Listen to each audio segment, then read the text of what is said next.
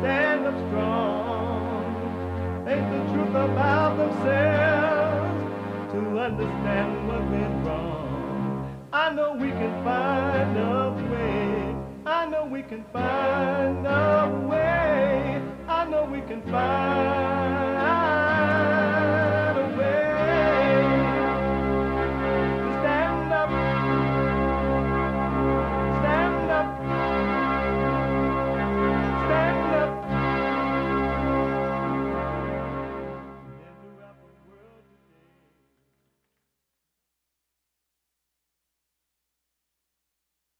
Uniting the races with truth instead of dividing them with lies. We're also rebuilding the family by rebuilding the man. I am JLP Peterson. Good morning. Hi, y'all. Welcome to the show. Welcome, welcome, welcome. You can get involved by calling 888-7753-773, 888-77-JESSE, Jesse, Jesse.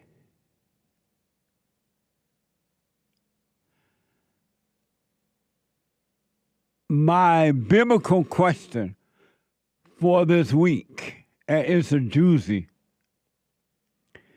Do you pay attention to what's happening to you or what's happening in you? Do you pay attention to what's happening to you or what's happening in you? An amazing question. We have every way that you can watch and support the show listed on JLPeterson.com. JLPeterson.com. And you can listen to the show on your iPhone or iPad anywhere in the world. The whole wide world. And if you're a flat earther, the whole flat world. Whatever.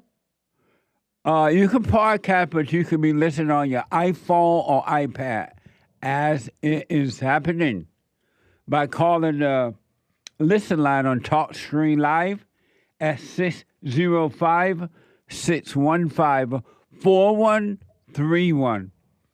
605-615-4131. And to donate and have your comments read out loud, go to Buy Me a Coffee. BuyMeACoffee.com/JLP Talk. BuyMeACoffee.com/JLP Talk or Bond JLP Cash App.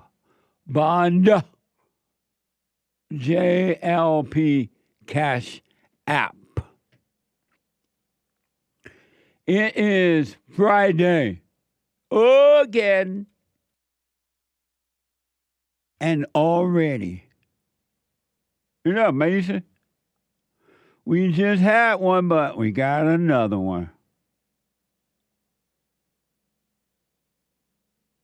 And some of you may know that every Friday, we don't have like a special topic because it's Get It Off Your Chest Friday. Get It Off Your Chest Friday. You, Tom, like and it is whatever is on your mind,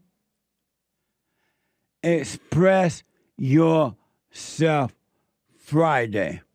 You, Tom, like a mug. You need to go and get yourself bleached because everything you say about black people and you're sitting up there looking like a tar baby. It might sound like a semantics argument, but he's a gray alien. I wonder if he's been smoking pot. A smorgasbord of pleas and insults for the man soon to be president. Fine. They are going to be just fine. The people's mark, the people who didn't vote for him and who are scared what the next 4 years will bring. Earn more money, get better health insurance. Shall I go on? I am unapologetically queer. I'm unapologetically a woman. guys, I have to say, I'm looking at this crowd. I do not see many people of color. Does anybody else besides me observe that? I'm fascinated by all the evil ones. A hand gesture is causing controversy, with some comparing it to a fascist salute. Because you'll believe anything. I love it when people lie to me. What a mess. Grandpa, tell me about the good old days. Tell me about the good old days. What a mess. I want to remind you, and if you work on yourself, you'll discover this. But if you don't, you're never going to know. You'll hear me say it, and intellectually you may or may not believe it, but you won't see the reality of it unless you work on yourself. You pay attention to you. And you will see what's going on. But you got to let go so you can see. You got to let go so that you can see. Do what you want. Really. It's no bother for me or God or anyone that if you decide you don't want to work on yourself, you love your hell, you want to stay in it. You love your false self. You love crying. You love being mad. You love being afraid. You love being desperate. You can totally stay that way. And if you notice, God will let you die that way. He will let you live the rest of your time on earth in all those emotions, fear and jealousy, envy, strife, revenge, judgment, anger, whatever, right? He'll let you just live that way. And you'll be one, and then if you make kids, you'll start a new generation of hell. And he'll just let it happen. And then you wonder, why does God let bad things happen to good people? God is not letting bad things happen to good people. Bad things are happening to bad people. No such thing as bad things are happening to good people. That's another lie, right? Bad things happen to bad people. Oh, she was a good woman, a good person. And then also, why was she good? Oh, she always cared. She was always there. She was always there when you need, or he was always there when you need him. He was such a good person, and you call that good. And you base that by saying, why did God let bad things happen to good people?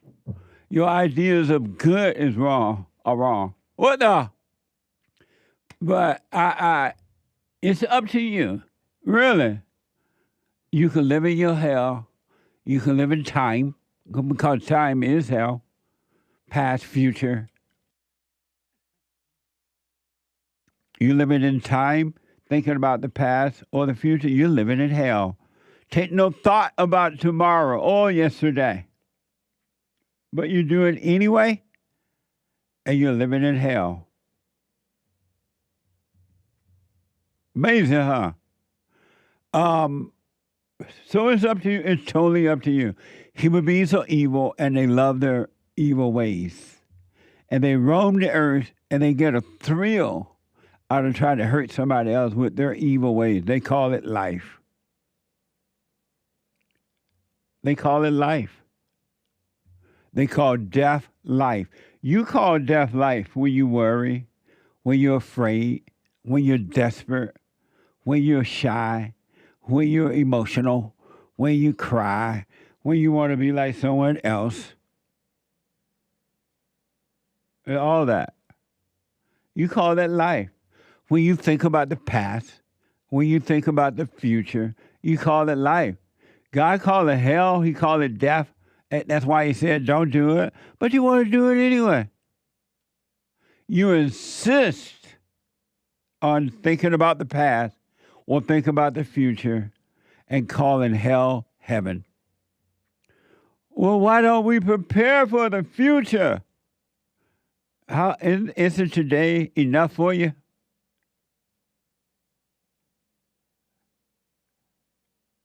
You haven't even completed today, and you're thinking about tomorrow.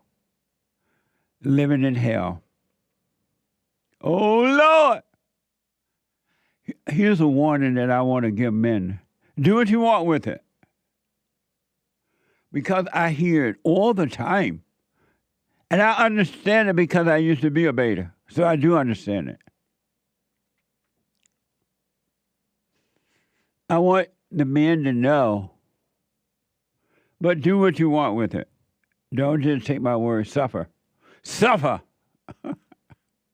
And die. But to the men, there is nothing, not zero, there's nothing worse than a mama's boy to a woman. And I'm not telling you this, I'm not encouraging at all to work on being right and live for a woman. You're supposed to live for a return to the Father, to God, not for anybody or anything. But if you're having a date or you deal with women in the world, in the workplace or anywhere, I want you to know, and you can bank on this one. You can bank in Bank of America after Trump yelled at them by saying that they don't want to conservative banking, something like that. I want you to know there's nothing worse than a mama's boy on this earth. There's nothing worse than a man who cannot make decisions. There's nothing worse than a man who makes decisions based on what the woman think or trying to please her. You want to go to dinner? Oh, yeah, let's go to dinner. Where you want to go? I don't know. Anywhere that you want to. Where you want to go? Do we need a new car? Yes, we do. Well, what kind of car we going to get? I don't know. What you think we could get, honey?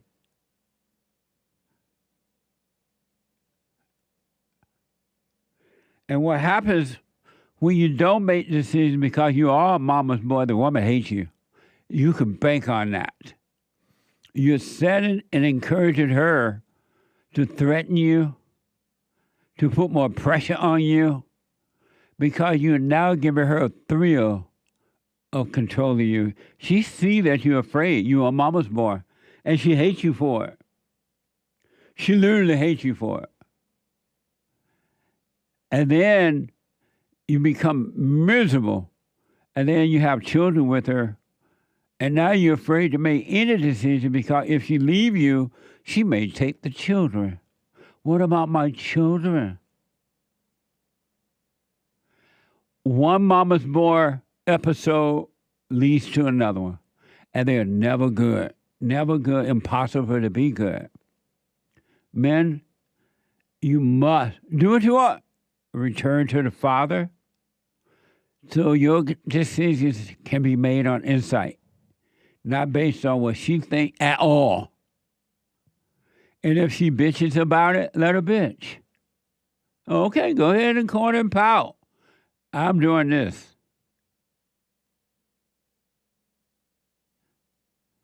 And you can kind of hear what she has to say, but if you obey it, you're going to suffer.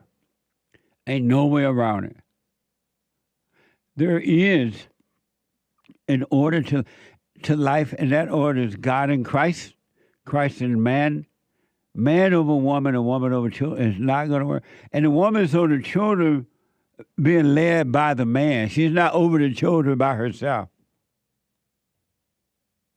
Men, males, all races, all money ranges, all job status.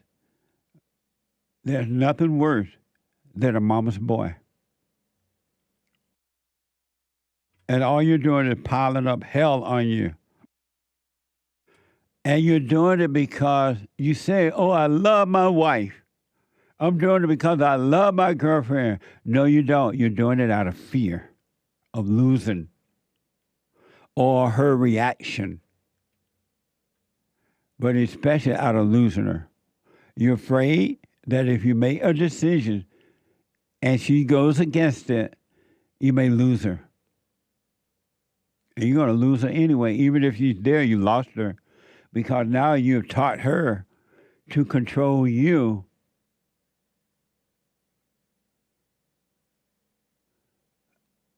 With fear. And you're unhappy, she's unhappy, and God forbid if you should have children, they are unhappy because hell is in now. Welcome back to hell. It's there now.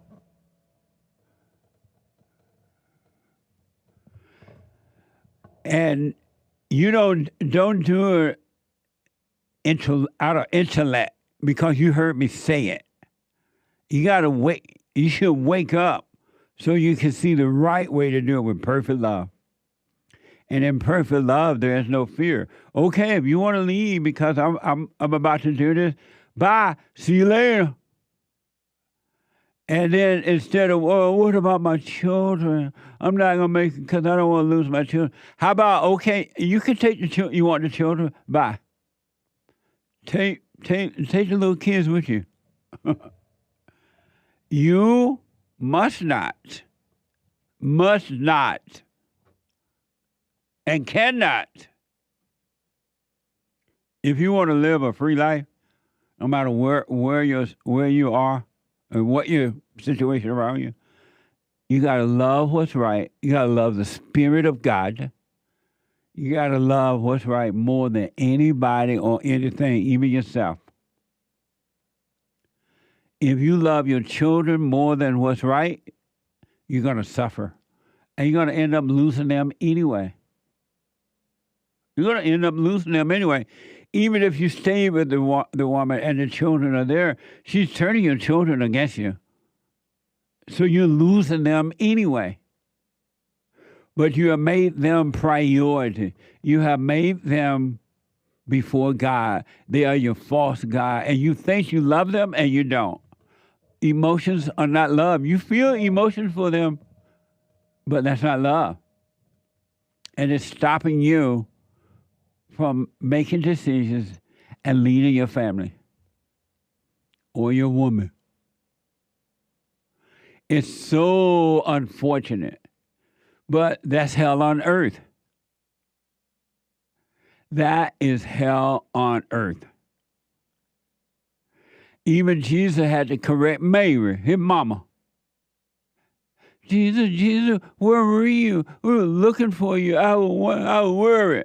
Go sit down, Mary. Sit down, mama. Had you been seeking God, you would have known that I was over here seeking your Father.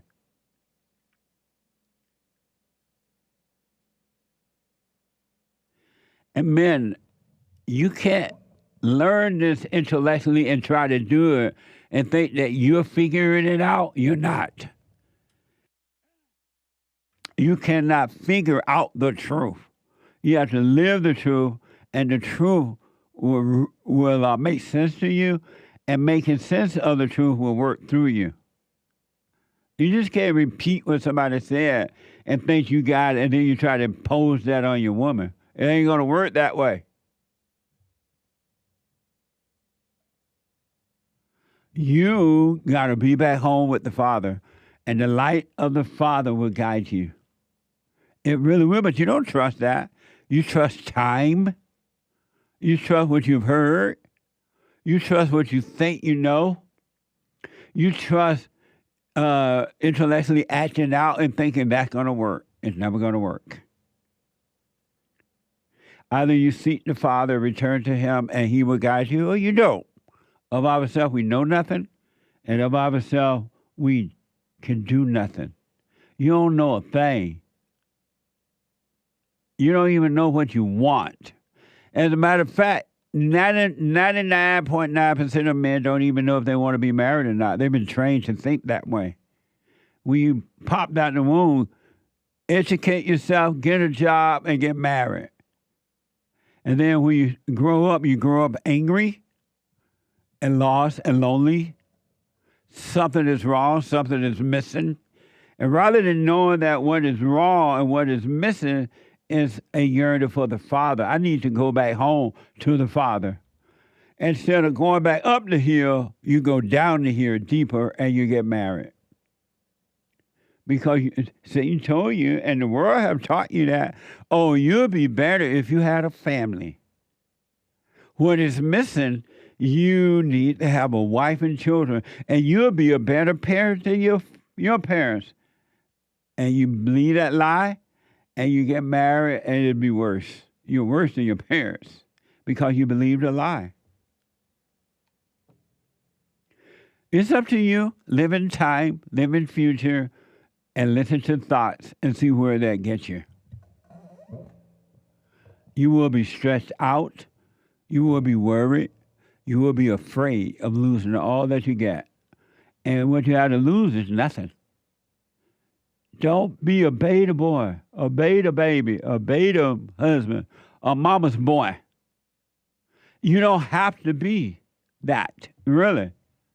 You can be free. And you can want for nothing. And when I say want for nothing, don't be making yourself want for nothing. That's dumb. Oh, I want for nothing. You don't know what you're talking about. Now you got it all screwed up and you're still making the bad decisions. Want for nothing doesn't mean what you think it means. But there's nothing worse than a mama's boy. One last thing, even though I can go on and on and on. When you do get married, and I hear this all the time in counseling, and they always end up regretting it when they don't do it the right way. God said,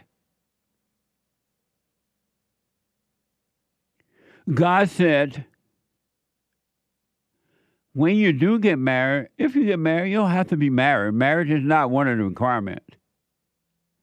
Returning to the Father by admitting that you're angry and lost and forgiven is the requirement. Marriage is not a requirement.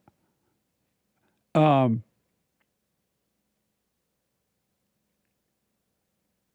forgot what I was saying. But, if you do get married, let's say you get married. God said, and I repeat, and it's true. Whether you like it, believe it or not, it's true. But don't do this. You'll find out for yourself, oh my God, that was true what God said. When you get married, men, take your wife far away from your family and her family. Do not keep them around your family. Your mama, your daddy, your brother, your sister. Because all you're doing is keeping them around trouble. It's going to be trouble enough guiding this woman, and now you got mama involved, and mama still trying to control you, and her mama trying to control her, and her mama telling her you ain't good enough, and your mama telling you she ain't good enough. It's just be a mess. Do it this way, do it that way. And then and so I asked the guys, why did you stay around your mama with your wife? And I asked it all over the world. It's not just here. They think it's cultural. But most of the people think, well, I want my children to be around their grandparents. It's their I'm like, why? Why do you want them to be around grandparents to the point that you stay down the road? Or you make sure you're over their holidays and birthdays and every day. Why? Or mama live with you. Why do you need them to be around grandparents? When God gave you the ability to make a baby, did he say, okay, here's a baby, take her around grandparents? If you do it in the right way, take your kids far away from them, you will see and know if and when and if you want to take them around grandparents. And if you do, you'll be able to protect them from grandparents, grandma, especially mama or grandmama. But you sacrifice your children because you don't do what God said. You do what mama taught you. Make sure they stay around mama. Move down the street. Call mama every day. If you have a problem, let mama know. And life ain't going to work that way. It is not working that way, and it ain't going to work that way. It's up to you. Don't believe me. Keep doing it the way you're doing it and see what it brings upon you.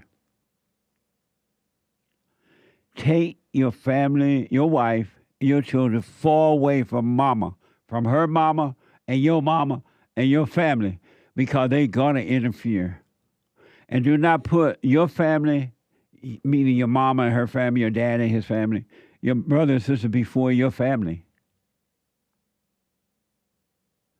And you'll start a new generation if you do it in the right way. Just think about it. If your mama screwed you up, whatever way, made you spoil you, whatever, why do you think she's not going to do that to your children? You have no obligation. You have zero obligation to your family. Your parents' family, not your obligation to your wife and your children. First to God, to come back to the Father, so the Father can guide you, and then He will show you how to guide your wife and children. You don't need grandparents for that. Well, what about babysitting? What about it? They got Mexican mamas out there everywhere want to babysit. And you need to be careful with that, because that Mexican mama may be mad too. And when you're at work, he'll beat your child. Oh, see, bad baby. Oh, see, bad baby.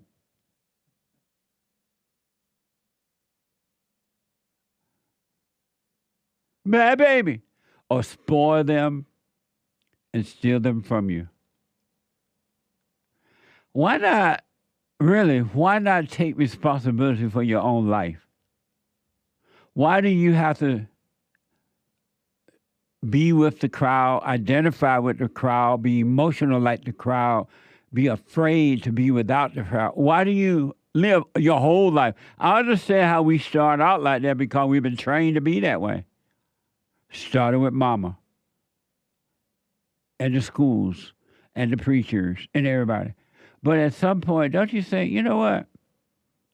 Am I wrong for trying to be all that I can be?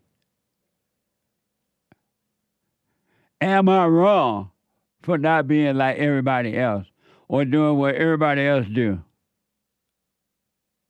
Wrong lyrics, Hake says. Let's close it up.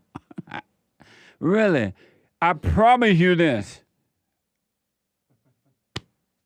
I promise. If you were to work on you, even if you're married, you still got to work on you, not her. And ladies, not him, you. You are your world. Except your world and your husband's world have become one. But even if you're married, you still got to keep your eyes and work on you. Otherwise, that woman's going to destroy you.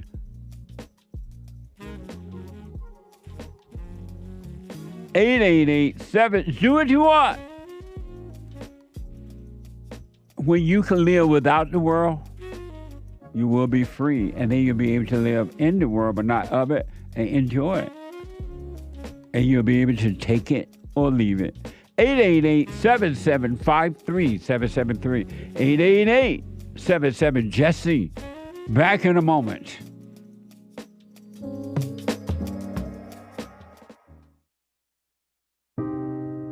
just wanted to say that I've been listening to you for a few years now, and when you talk about the illusion of racism and how it's just a divisive tool that the media uses, and it's just good and evil. Yes. And that's what we got to focus on.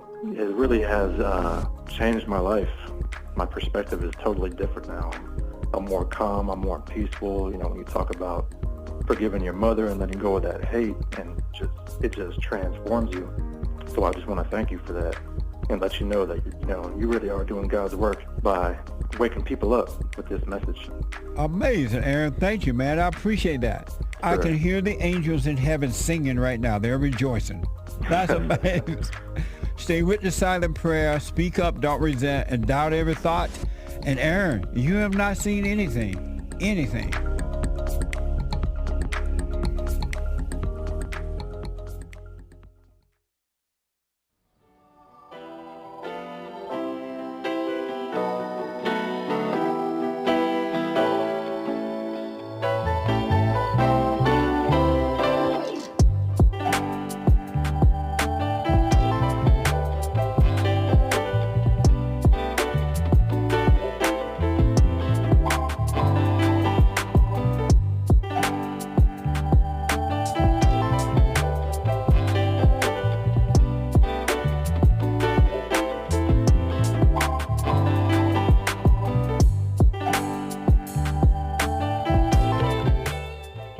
So am I wrong for thinking that I can be something real? For real. So am I wrong for thinking that we could be something for real? I like that song. Welcome back. 888-7753-773. 888-77-JESSE. The Hake report is coming up at 9 a.m. this morning. The Hake, Hake report.com, from 9 to 11 a.m. Pacific time. And then after the Hake report, no JLP Friday on Friday, JLP Friday on Thursdays, from Monday through Thursday. After the Hake report, brand new episode of the FallenState.tv. Brand new episode. I had a fun, interesting discussion with Shane Smith. And Shane is a stand-up comedian and a devout Catholic. Watch this.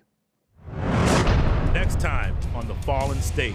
I just grew up very poor, fell into crime, and didn't have a good father figure at home, that kind of thing. When I came out as Christian, which is a funny sentence, I came out as Christian, but I thought it would end my career. When you were an atheist, did you have perfect peace? No, I was miserable. I was successful, and I had money, and I had women, and I was more sad than ever. So you have a fiancée. How do you deal with the hell in her when it comes out? That's a great question, Jesse. That's a great question.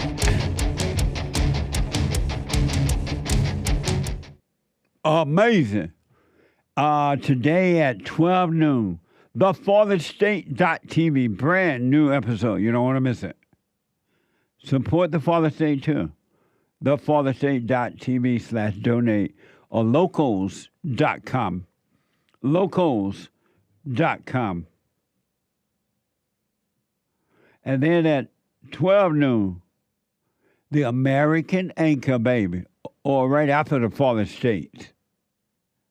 The American Anchor Baby. Around 1 p.m. or so, 1 p.m., 1:05 p.m. Pacific time, somewhere in there. All right, you'll get the notice, but around 1 or 1:05, right after the FallenState.tv. And Sunday, you're all invited to fellowship. Sunday, doors open at 10:30. Meeting starts at 11 a.m. Pacific time. And you can watch it around the world if you're not able to be in person. Around the world by going to rebuildingtheman.com/church. rebuildingtheman.com/church. Sunday at 11 a.m. Pacific time, 2 p.m. Eastern time. All right? Amazing. And last but not least, I've said it over and over again, and I still want to encourage you, but do what you want. Your investments are your responsibility. You are your own world. You are responsible for your investments. So take a look around you. Look around you to see what you can invest in, if you can. And I highly recommend Goldco. When you're really, really ready to do it, check out Goldco.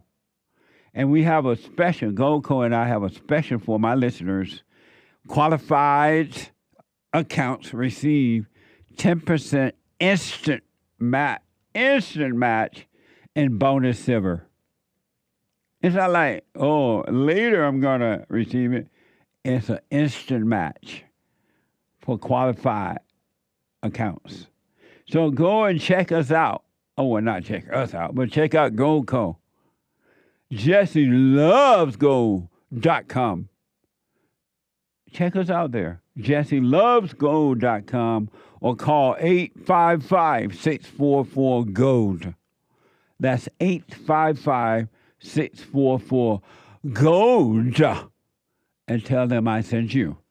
Tell them Jesse sent me. What the? All right? Take responsibility for your life. What's wrong with that? So am I wrong for thinking that we could be something for real? Am I wrong for thinking we can be something for real? 888-7753-773. Let me go to Sarah. My first-time caller. Oh, Sarah, okay. Let me go to Scotland and talk to Andrew out of Scotland. Andrew, welcome to the show. Get it off your chest. Thank you, Jesse. You're welcome. And how are you? All is well, Andrew. Great to hear. We've got 114 miles an hour winds in Scotland right now, which I think is a record-breaking wind. That's amazing. So, I know. It's taken down my gutter. It's smashed all the bins up, and it's not going to stop until later on this evening. Does it normally happen this year? Every year this time of year? No, I don't think so. The last time we had a hurricane, as far as I know, was way back in the 1940s or 50s, so we don't usually get this fast pace of wind that we're experiencing today. I know in California, this time of year, we get high winds, and sometimes we get rain, but it don't rain a lot in our California, but we get the winds as well. They're not that serious, but we do get high wind. And because they're having all the fires right now, they're very concerned about the wind. Yeah, I saw that. I've been praying for the Californians because they've not stopped yet, have they? I know, man. It's a mess. Yeah. Anyway, that's not the point of conversation. I was just, using that for friendly conversation. The issue I have is quite a serious one for me, right? And it's quite simply this, right? I've watched you talk to many other Christians, like Christian ministers and such alike. And I've now spoke to, it's beyond 200 churches that I've spoke to now, right? And I've only found about 2 or 3 different churches who don't believe that Jesus is God. And I just wonder, because you changed my life, If it wasn't for you, I would never forgiven my family. And so I know you're the real deal, but I don't understand why almost every Christian who walks the earth, especially the ministers, they all believe that Jesus is God.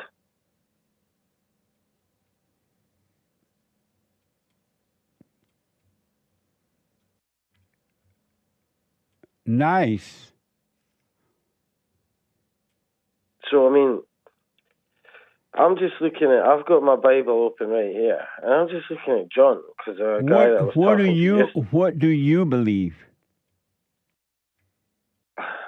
all my life, I believed that Jesus was just the Son of God, but I never even thought it through until I started to want to become a Christian, which is what I want to be before I die.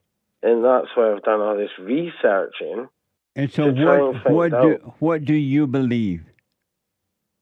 Well, I've got John right in front of me, and I'm just looking at John. No, I'm asking you, before you do John, what do you believe, Andrew? Do you believe Jesus is God, or you believe he is the Son of God? What do you believe? I believe he's the Son of God, but he's got the nature and all the power that God has, so he's pretty much the same thing. So what do you believe he's the Son of God? Yeah, I believe he's the Son of God, but he's got all the power. And so if you believe he is the Son of God, what's the problem? Well, the problem is, I guess, that I've been trying to find a church to go to. And every church around here is pretty much Trinitarian. And they seem to actually make sense. But they also believe there's a differentiation between God the Father and God the Son. They also believe in the And so are you going to follow the crowd, or are you going to take the straight and narrow road for yourself? Or will you follow the crowd? Well, at the moment, I'm going against the crowd. And so, but you don't seem to be sure. Unless I'm reading it wrong, it sounds like you want to follow the crowd, that you kind of believe the crowd. Do you believe the crowd at all? Honestly, Jesse, I'm not sure. I wouldn't have phoned you up, but why are you doubting just because the crowd is always wrong? It's that straight and narrow road that you take alone when you can know what's right for yourself.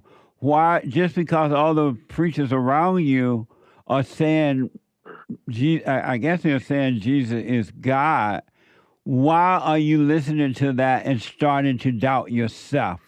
And anybody can quote the Bible. That doesn't mean they know what's right.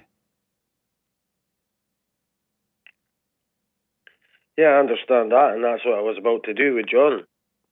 But at the same time... But why are you letting them make you doubt yourself? Well, I've always been doubting myself my entire life. But I see so many... I'm sorry for interrupting, but when I see like so many Christians actually do like decent things in life, and they all seem to believe that Jesus Christ is actually God... But they're also lost. They're lost. That's why they try so hard to do decent things in life, because they're trying to make themselves feel good rather than seeing that they're lost and they're wrong. Fair enough, Jesse. I just wanted to ask you today because I'm not finished with my inquiry. And that's why I called you up. But that's all I had to say. So tell me, what do you want to read? You wanted to read something to me about John or somebody?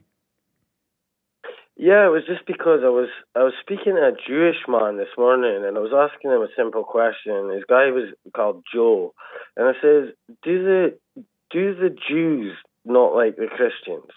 And he says, they don't really like the Christians because the Christians used to like torture Jewish families, the early Christians and stuff like that, and there's an axe to be ground. But he reverted me back to John, which was weird because the Jews don't believe that Jesus Christ is even the Messiah. But anyway, remember, I just read the start of John, and when it says, "In the beginning was the Word, and the Word was with God, and the Word was God." Well, was Jesus not the Word?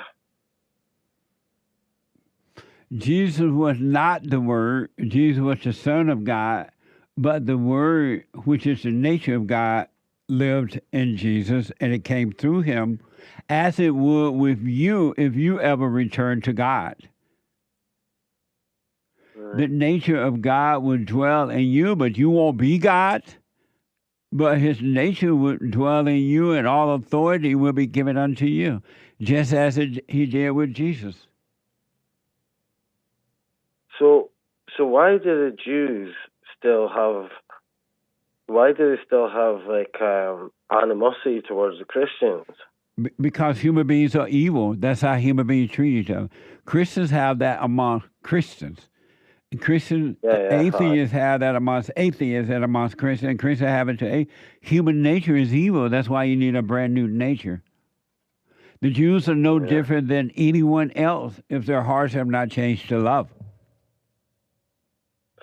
The Catholic hate the Jews hate the Catholic, the Muslims hate the Allah people hate the Jews, and it's human nature. Humans are evil.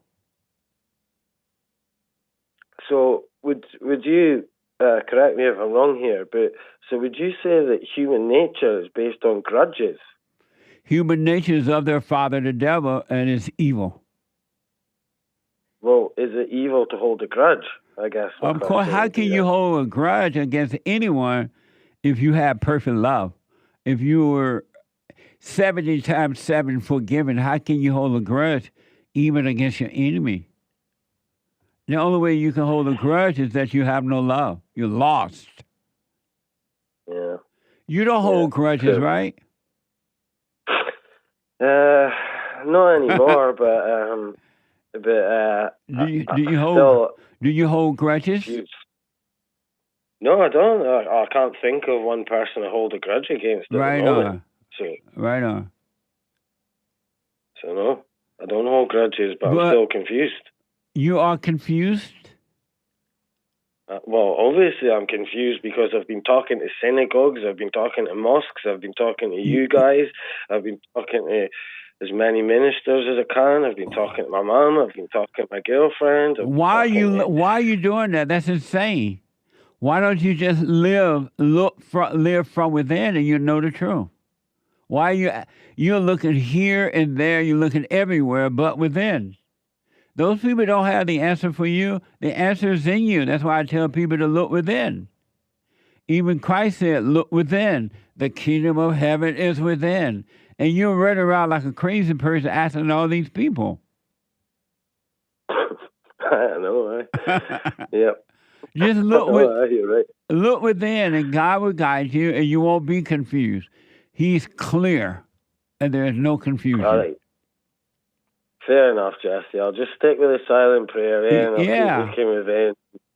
Thanks for your time. I won't take up any. And stop going to all those churches asking those dumb preachers something that you already know. Well, I can't promise that I'll do that, but I'll certainly take your advice on board, and I'll write down the notes that you've told me today. And look within, man. Well, Stay with can I ask you one last? Listen. Can I ask? Stay with the silent prayer, and watch those thoughts, and don't believe them. Just watch them. Do nothing about them. Just watch them, and let them be. The emotion that comes with them when you get caught up, and the Father He's trying to save you from that. Right. You're just looking in the wrong place. That's why. That's all. Right. How old are you, Andrew?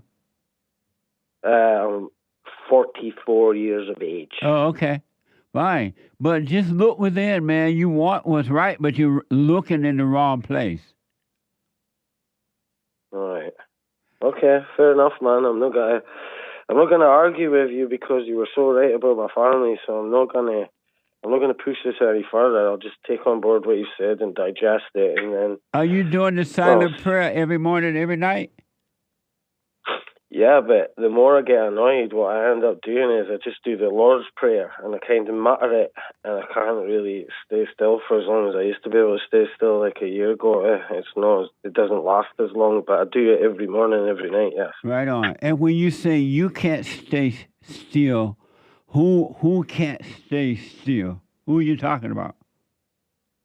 Well, me, my hands start shaking and that because I'm like, I don't want to be still. And who are you?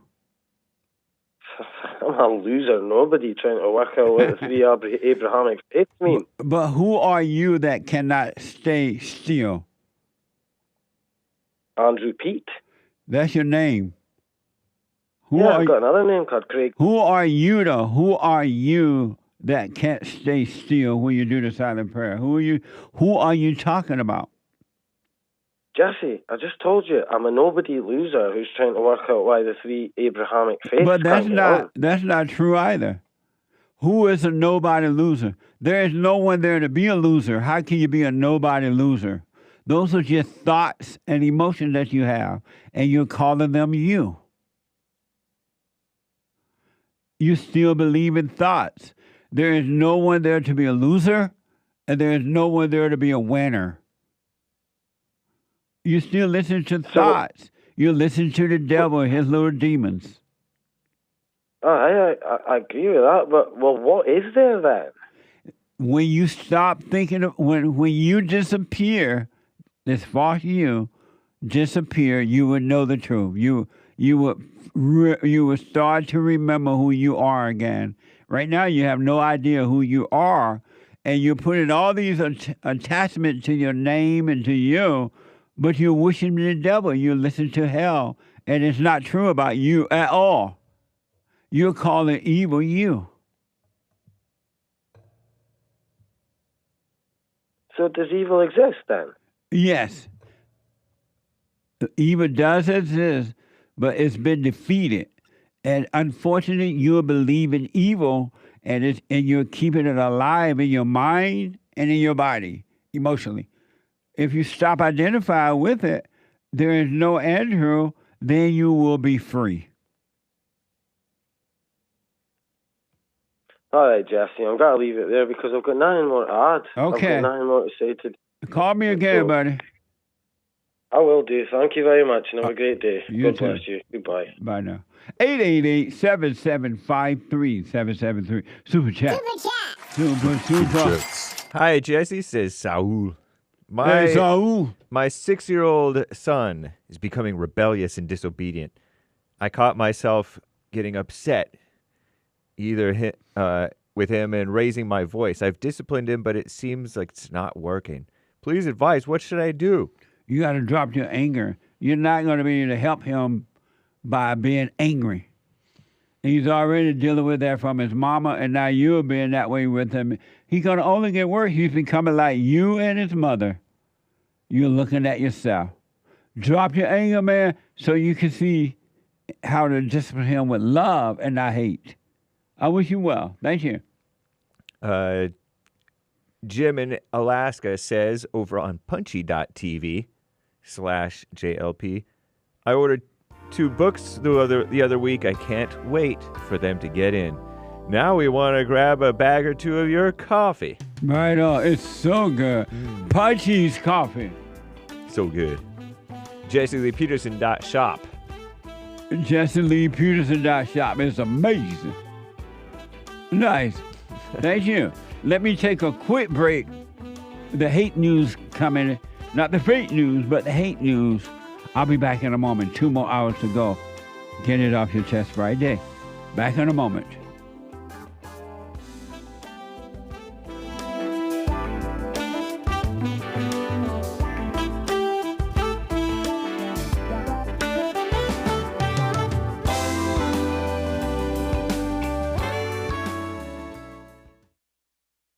I read or heard that some Republicans are starting to pull their advertisements from Google or whomever, right?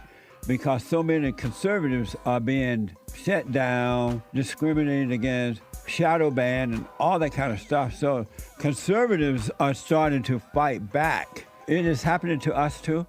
I'm just taking it one day at a time. But you could go to jlptalk.com and find all the ways to support us. You can check out rebuildingdemand.com and support our nonprofit organization.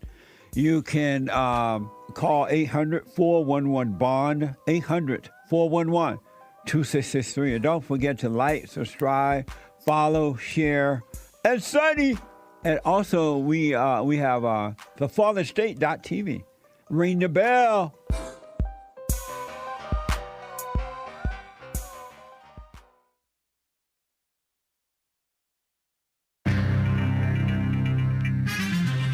The Louvre needs renovating. You know the Louvre? The Louvre? The Louvre. And a federal judge is blocking, covering for the illegals, blocking Trump's birthright citizenship revocation. Trump signed an executive order targeting the ending of birthright citizenship because there should be no such thing. He called it blatantly unconstitutional. A lame-o so-called judge. And California wildfires still raging, actually, and more are happening. But many of them are mostly contained, I think. So it's, it's getting under control. Shout out to the firemen doing their jobs and fire ladies, firemen women. Anyway, but a little rain is coming this weekend, they say. We'll find out. And school safety and the Nashville shooting. What was the motive? And by the way, speaking of shootings, that United Healthcare has named a new CEO after that one guy murdered, assassinated that one CEO. Terrible story. This is the end of hour one of the Jesse Peterson Show. It is Get It Off Your Chest Friday, January 24th, AD 2025. The lines are full, guys. JLP will be right back to your calls. You can call in every so often, or as you hear JLP wrapping up with another caller. But first, Hake news on fake news. The Louvre, Louvre, I think is how it's pronounced, right? Museum in Paris, France, home to Leonardo da Vinci's Mona Lisa, a famous painting for some reason, has requested urgent help from the French government to renovate its aging exhibition halls and better to protect its countless works of art. You can probably count them. But anyway, the museum is also seeking to relieve congestion after welcoming 8.7 million visitors in 2024, though it was only designed to receive 4 million visitors annually. Wow. Maybe they should charge more. Keep out the riffraff. Anyway, birthright citizenship, a federal judge, so-called, temporarily blocked our greatest president, Donald J. Trump's executive order aimed at ending birthright citizenship. Predictable. Calling it blatantly unconstitutional. I shake my head. Several Democrat-led states seeking a temporary restraining order as they argue that Trump's action violates the Constitution's 14th Amendment, which it does not, which guarantees citizenship to all children born on U.S. soil and subject to the jurisdiction thereof. Key phrase. Nice that CNN included that. Anyway, the Trump administration has vowed to fight the decision, arguing that clause, subject to the jurisdiction thereof, allows the president to exclude the children of illegal aliens, so-called undocumented immigrants, and even children whose parents are lawfully present but lack permanent legal status. Shout out, our greatest president. And California fires. Much of Southern California is expected to get doused. Whoosh. Send your rain, Lord. With desperately needed rainfall this weekend, firefighters still trying to contain the wildfires smoldering in L.A. County. A ½ inch to 3/4 of an inch of rain expected to...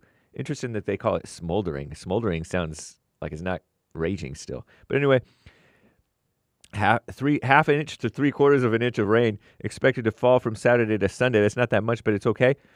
On the main burned scars of the Palisades and Eaton fires. The National Weather Service said now they're scared of mudslides. This could unleash new hazards. Meteorologists say that the rainfall will fall quickly over charred land that cannot absorb water, increasing the threat of debris flow, landslides, mudslides. Officials deployed sandbags and other systems to L.A. to contain the burnt rubble and toxic chemicals from impacting its stormwater system and beaches, so said the lame-o mayor woman's office. I shake my head. So it's a big mess, and I'll have to tell you about the school shooting mess in the next hour, as well as that United Healthcare new CEO and other stuff going on in the world, including a storm in the UK. I'm James Hake. Now back to JLP, Hour 2.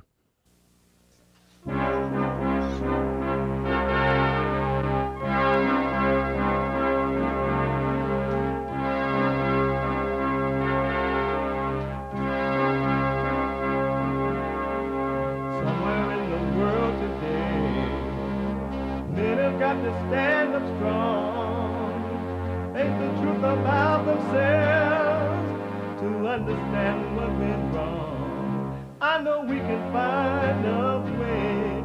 I know we can find a way. I know we can find a way to stand up, stand up, stand up.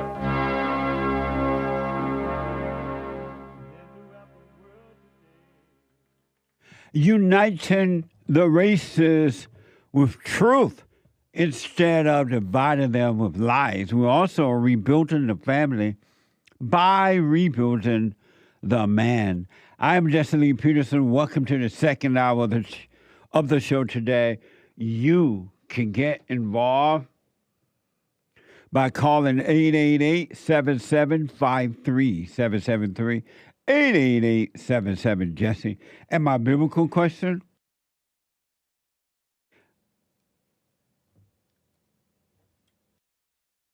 Do you pay attention to what's happening to you or what's happening in you?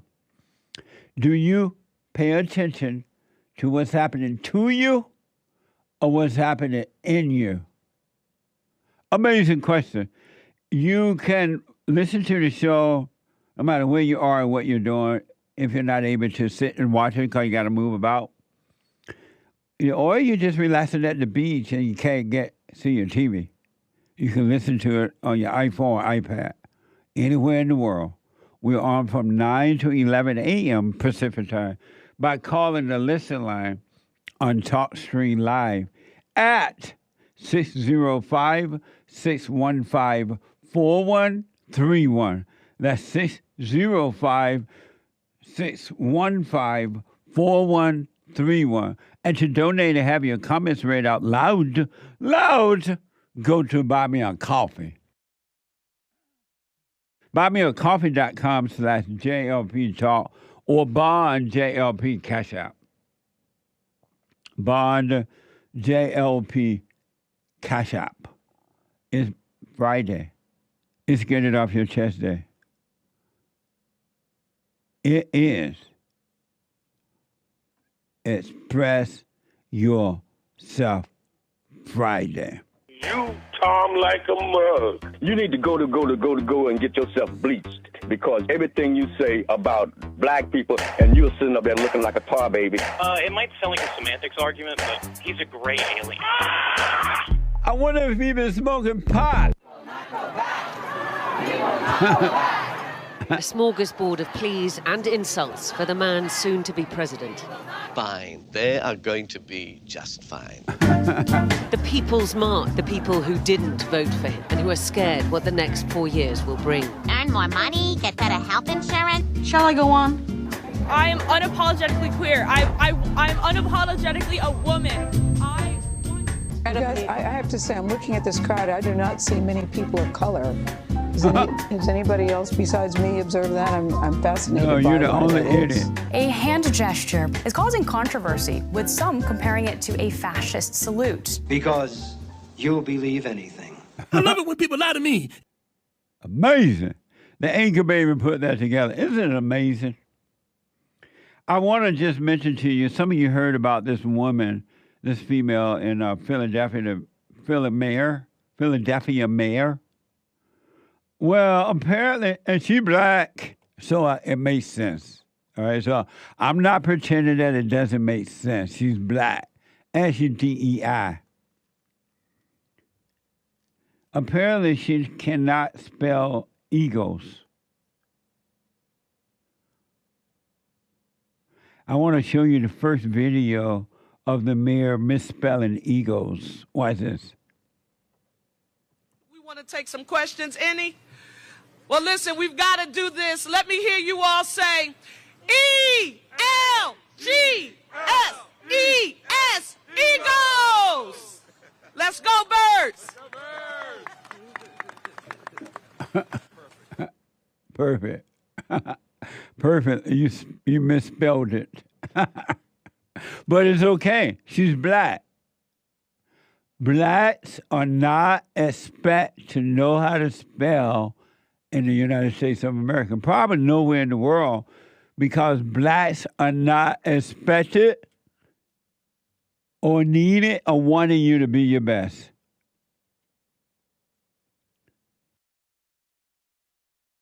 So it's okay. And she became mayor because she's a DEI patient. So she didn't have to qualify. What do you mean, qualified? You just have to be black and female. Or black and liberal male. You are not expected to know anything. You don't expect to speak well, to know anything. You're not expected to make America great again. It's not put up on you. It's put up on the white man to be his best. And so after the ELGSES fumble, she had to get help from the crowd. Watch this. Now listen, your man that went out there and got in trouble, y'all. I done went out there and we went viral.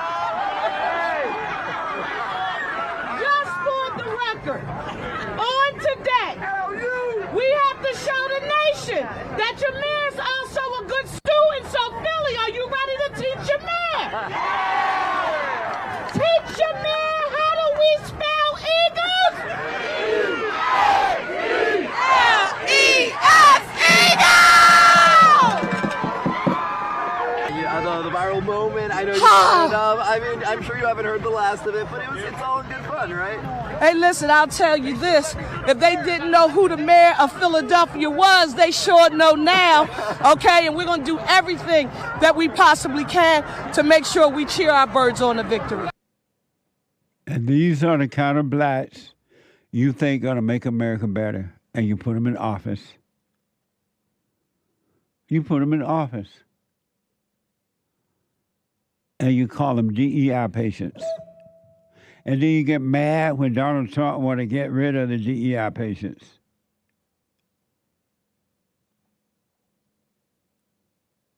What a sad way to live. This is why Mommy Africa is falling apart. The white people gave it over to the blacks over there.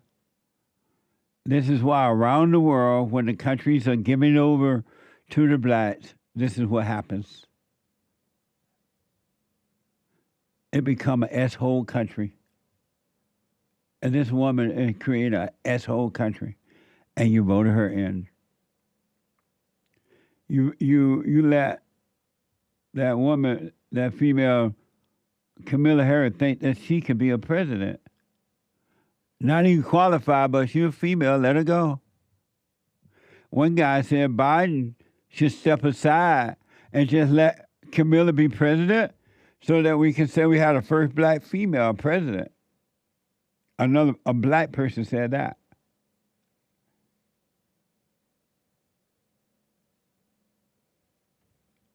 And you wonder what's wrong with the blacks. What's wrong with the blacks? It wasn't always this way. I was a witness, so I know. Prior to the civil rights movement, it wasn't like this for the blacks. They worked hard. They were smart. They started businesses. They educated themselves. They raised their children. And they did not hate the white man. And they didn't blame the white man. We were taught, and they were taught, to treat others the way you would like to be treated. Not even how they treated you.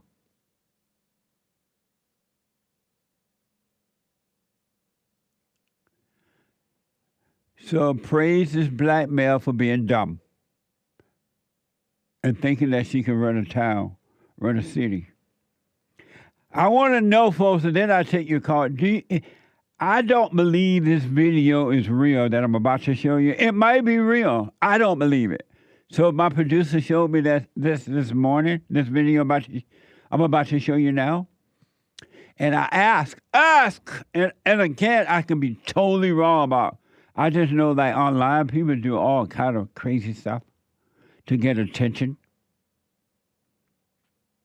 So I want to know, do you believe that this person on this video is doing it for the attention and money, to make money off the video, or is it real?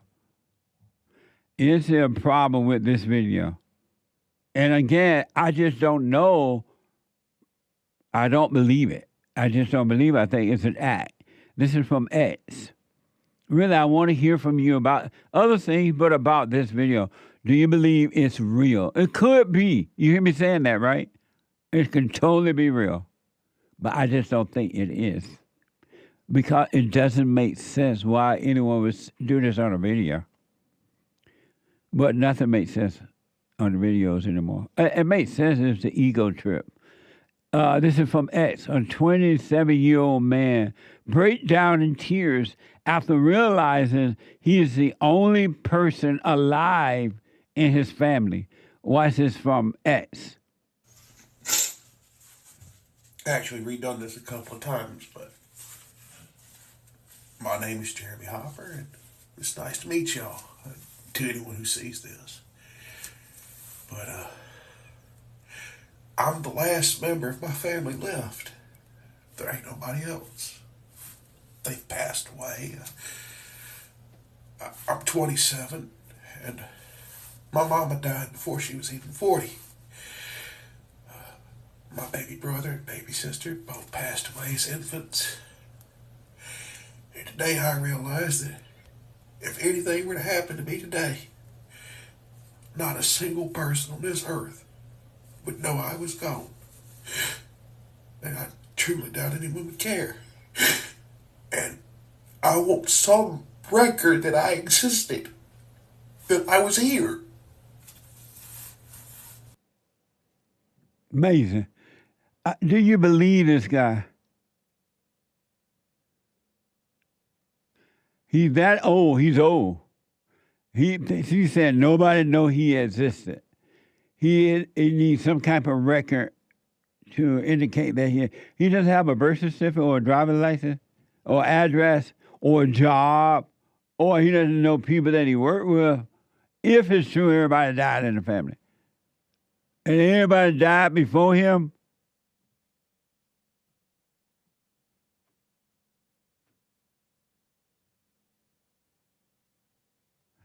It might be real, but ain't no way he been on Earth this long and nobody know he exists. It may be real that everybody died in the family. I don't know. I just don't believe it. The tears look fake. The words sound made up. My mama died first. My mama don't like you. What do you think, Hake, baby? Have you seen this? No, I haven't. You know, it could go either way for me with these things as an expert on these internet things. Right. I gotta say, this one could go either way for me. We need more. So you believe I give this a grade of needs more information. I need to see if something comes out. Like, let's say he does like a GoFundMe or something, and then we realize it's a lie. So we need more info. Let me add my experts, other two experts. Can I get my experts in here? And then I get to your calls. So you're saying you need more information, like what? I'm just saying it could go either way. It could totally be just for views and a made-up, fabricated story. Or it could be a guy who is exaggerating his isolation, but is, at least somewhat, not lying, not doing it for views at least. Well, how do I put it? Like, still doing it for views, but not with the express purpose to deceive. Amazing. Did you guys see the video? Yeah. These are my experts, folks. That was an Anchor Baby, the Anchor Baby show every day at 12 noon. An expert on the Jesse Lee Peterson show. And JLP Fri, the host of JLP Fri TV, Monday through Thursday, even though his name is Friday. An expert here. And then the Hake report. The guy with the good hair. What do you think? Is it real? Yeah, I think it's real. I just think this is a guy who wants attention, and like, he went up there and like mustered up this sadness that just came from him just being in his head too much or something. And then you went skating? No, I'm coming down with a little something. Oh yeah, that's right. I forgot. Yeah. Are you feeling better? A little bit. Sounding worse though. Right, he does. And hey, look at him. But sometimes you sound worse when you're feeling a little bit better. So he like might not this. be lying. I'm hanging in there. It look like it too, man. You look like you went. You look like you went skating. I should have just went along with it. Huh? I should have just went along with that. Yeah, you went skating. Skating. Now I look like a beta. So you believe it? I mean, Yeah. it could be real. Yeah, I think it's real. I think he's just in his head, but then wanted attention to feel better or something. So he went on TikTok or whatever for some thrills and mustered up some tears. It made it sound so sad. And why? To feel better or something. Oh, you believe in real Hake? I don't know. No, not necessarily. And why not? Because, well, I'm a little bit influenced by, because I caught your reaction when Derek, the producer, showed it to you. Oh, yeah. And you're like, I don't believe that. Something like that. And right away, that's when I formed an opinion that this guy could totally, well, regardless of whether he really has lost all his family or not, which he might not have, he's just seeking attention. Can we watch it again? Yeah. So this is from X. 27-year-old man breaks down in tears after realizing he is the only person alive in his family. Watch this. Actually redone this a couple of times, but my name is Jeremy Hopper, and it's nice to meet y'all. To anyone who sees this. But I'm the last member of my family left. There ain't nobody else. They've passed away. I'm 27, and my mama died before she was even 40. My baby brother and baby sister both passed away as infants. And today I realized that if anything were to happen to me today, not a single person on this earth would know I was gone. And I truly doubt anyone would care. And I want some record that I existed, that I was here. There you go, buddy. Well, you don't. Where's the daddy? Yeah. Where's the daddy? Yeah, where's the daddy? You What didn't you mention saying? him. I think he just caught up in his head, had a little moment, and he's feeling all sad, and maybe made him think about how, because if your younger siblings died before they were born, that means he had to have been really young. Well, I guess we don't He's know. 27 now. I don't He's understand. 27, and then he said the younger siblings died before they were born. So I don't know. I just think that he just had a thought, and then a thought led to another thought, and he was like, "Whoa, this is sad," and had a little moment. But I think he might be embarrassed looking back on this. You said No, I'm just wondering, is he's a medieval peasant? What's going on with why are all your brothers and sisters dying? at least he got us talking about it. Yeah, he did. I know. But he like, my mother died when she was 40. I feel like I'm looking at her right in the air. He's like, I'm 27, I think he said. He ain't got no record of being alive. Don't you have to have a birth certificate, a driver's license, friends at work, co-worker, a girlfriend, a prostitute, or somewhere along the line. But nobody needs a record. Why do you need a record? That's silly talk. Yeah. No, I was thinking the same thing. It's like, let's say you see someone at the corner store every day, and you're like, I wish someone thought about me, a record of me. Like, you see this person at the corner store more than your family every day, and it's the same level of existing, if not more than so-called family and all The that. Bible says, better a neighbor nearby than a brother far away. It's just so made up. It's to Nick's point. Right. And he like, even the tears seem fake. Yeah. I had to do this video over and over again, so I'm sorry. Yeah, nice to meet y'all. Right. He did it over and over again because he's vain. For some, it may be real. So, but I just don't believe it. And it's he's just fat, by the something way. about it A little bit. that doesn't sound real to me. Maybe that's what When unhealthy you say, family. I ain't got no record. No, I just want somebody. Why do you need somebody to remember you when you're dead? You're dead. That's morbid. Thinking about that stuff. I know. And he's morbidly slightly obese. At 27, he looks 37 with that fat. He's Southern. That's how his family died. I've learned that you can't always trust Southern people. Southern white people get fat because they go to the that free food, all you can eat place all day. And sweet Golden Yeah, Corral. buffet. No. Hometown buffet. Yeah, hometown.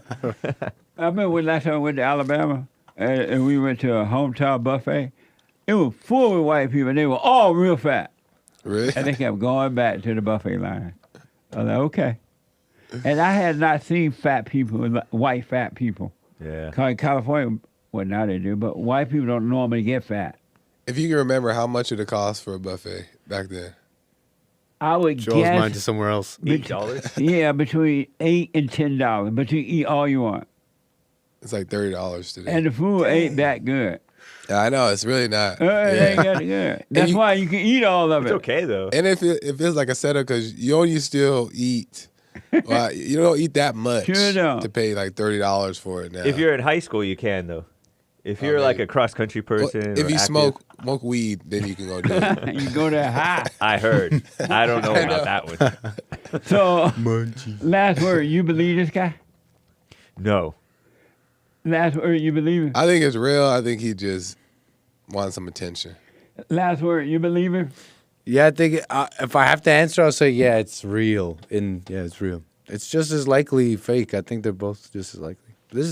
I totally see someone making a video of themselves doing this nowadays. So you say yes, it is Yeah, real? this is someone who really thinks they're lonely like that. When she's crying, she's lying. I get that. And she was crying through him. What you say, Derek?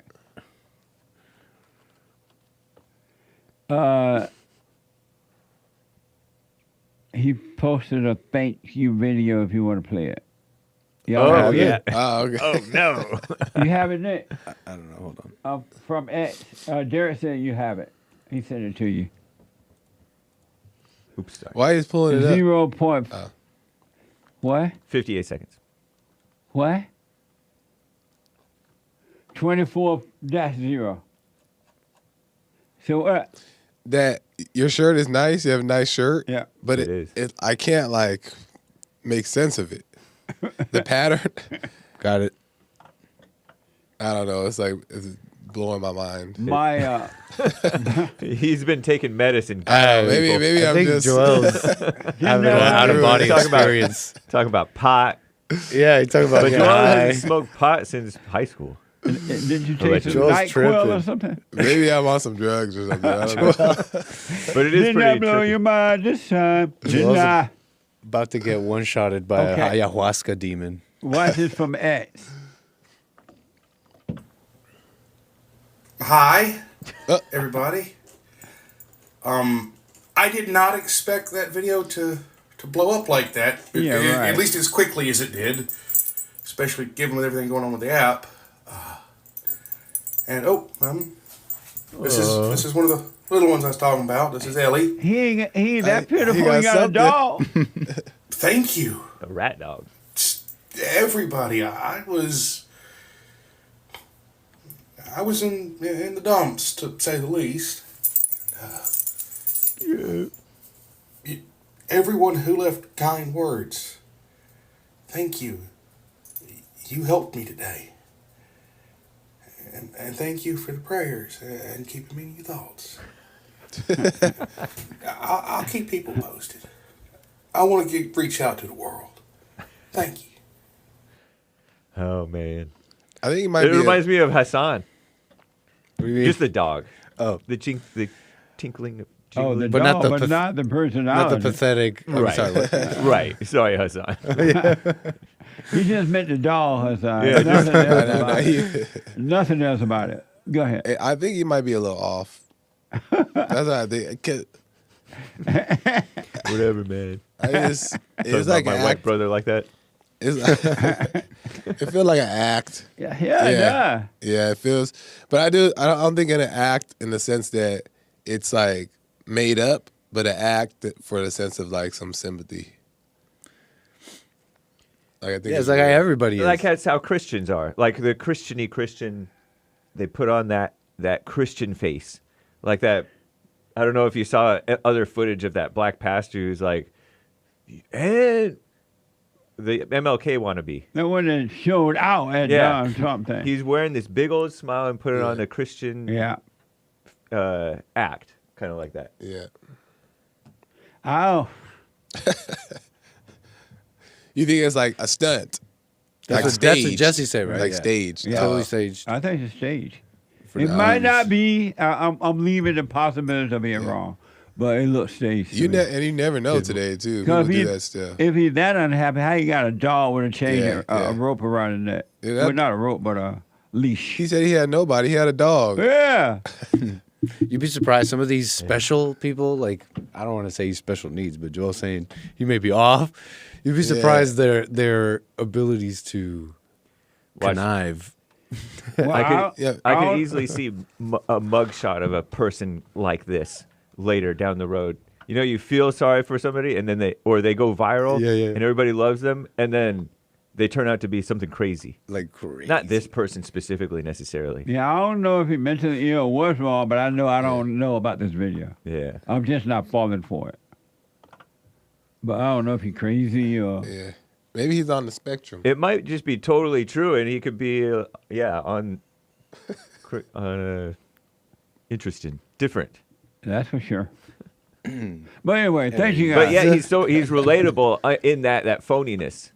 You can, I think everybody can relate to that. But that's not even relatable. I think it kind of is. Is it? In what way? When you get attention that you don't expect, then you're like, on a thrill of all this attention that you sought. But he also fits the part, though, too. He's just this big guy, and he look nice. Southern. Yeah, Southern. He got a little dog. It's so cute. And so he knows what he's That's doing. true. He reminds me of that guy who wrote that song that went viral, that country song about the rich men up in Richmond.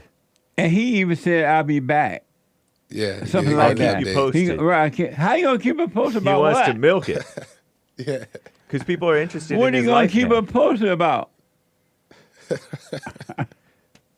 Today I went down and I slopped the hogs. He just got to sit there with the dog, and everybody's loving it. He knows how to do it. Yeah, he's big brained. Lost, fool, led by emotions. Wish him well. But I just don't believe it. We'll see, though. Yeah, maybe. Yeah. Thank you, guys.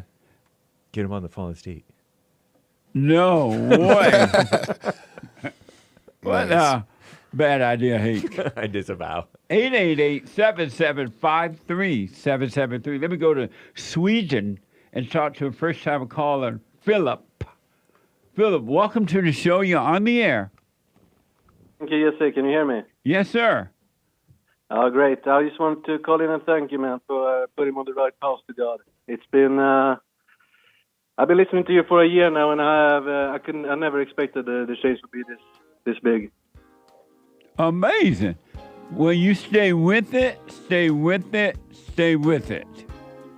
I will, Jesse, and keep doing what you're doing. I will, buddy. I appreciate that. All the way from Sweden. Thank you, Philip, and you stay with it, man. Call me again, all right? I will, Jesse, and thank you again. All right, buddy. Bye now. A quick break, 888-77-JESSE. Back in a moment. Quick moment.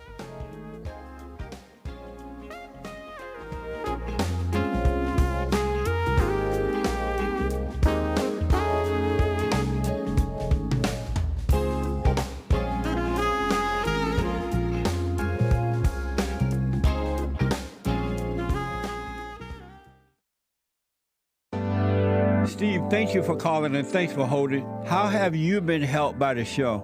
I'm going to tell you this. I believe you might go down in history as one of the greatest, if not the greatest, black man that ever lived on planet Earth, as far as I'm concerned. I don't know anybody before you that's been that great.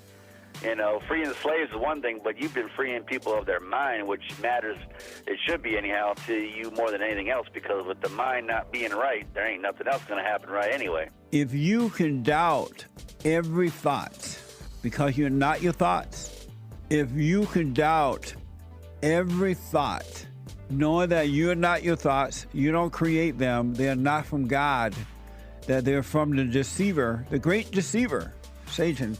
If you can doubt every thought, you can be free, just like that. At an instant. Bring every thought into captivity. It's so amazing.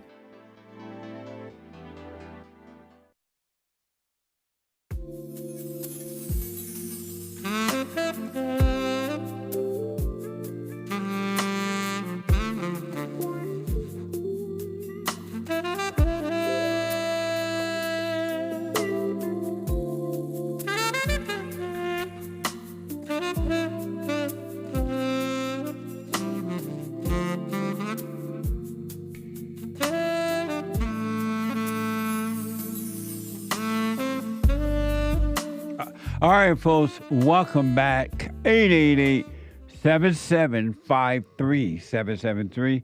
888-77-JESSE.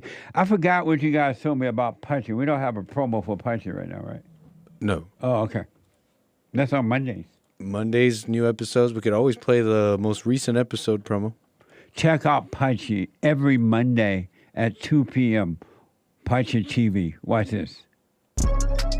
We have a special guest, Jake Julius here. But what would you say your view on Trump is in general? What do you think about Trump? I would describe Donald Trump first and foremost as a capitalist. Okay. How far down is Christian? Pretty far down, man. Do you think that women should be in politics at all? I don't think that women should vote or anything. I'm thinking about the word husband and the word wife. There's a thing called animal husbandry, breaking the horse's spirit. Similarly, you're doing that for a wife. Heterosexuality and homosexuality, to me, are both perversions. If you want to make babies with a woman, then you have to be attracted to the woman. Sex itself is not of God. It's a falling away from God.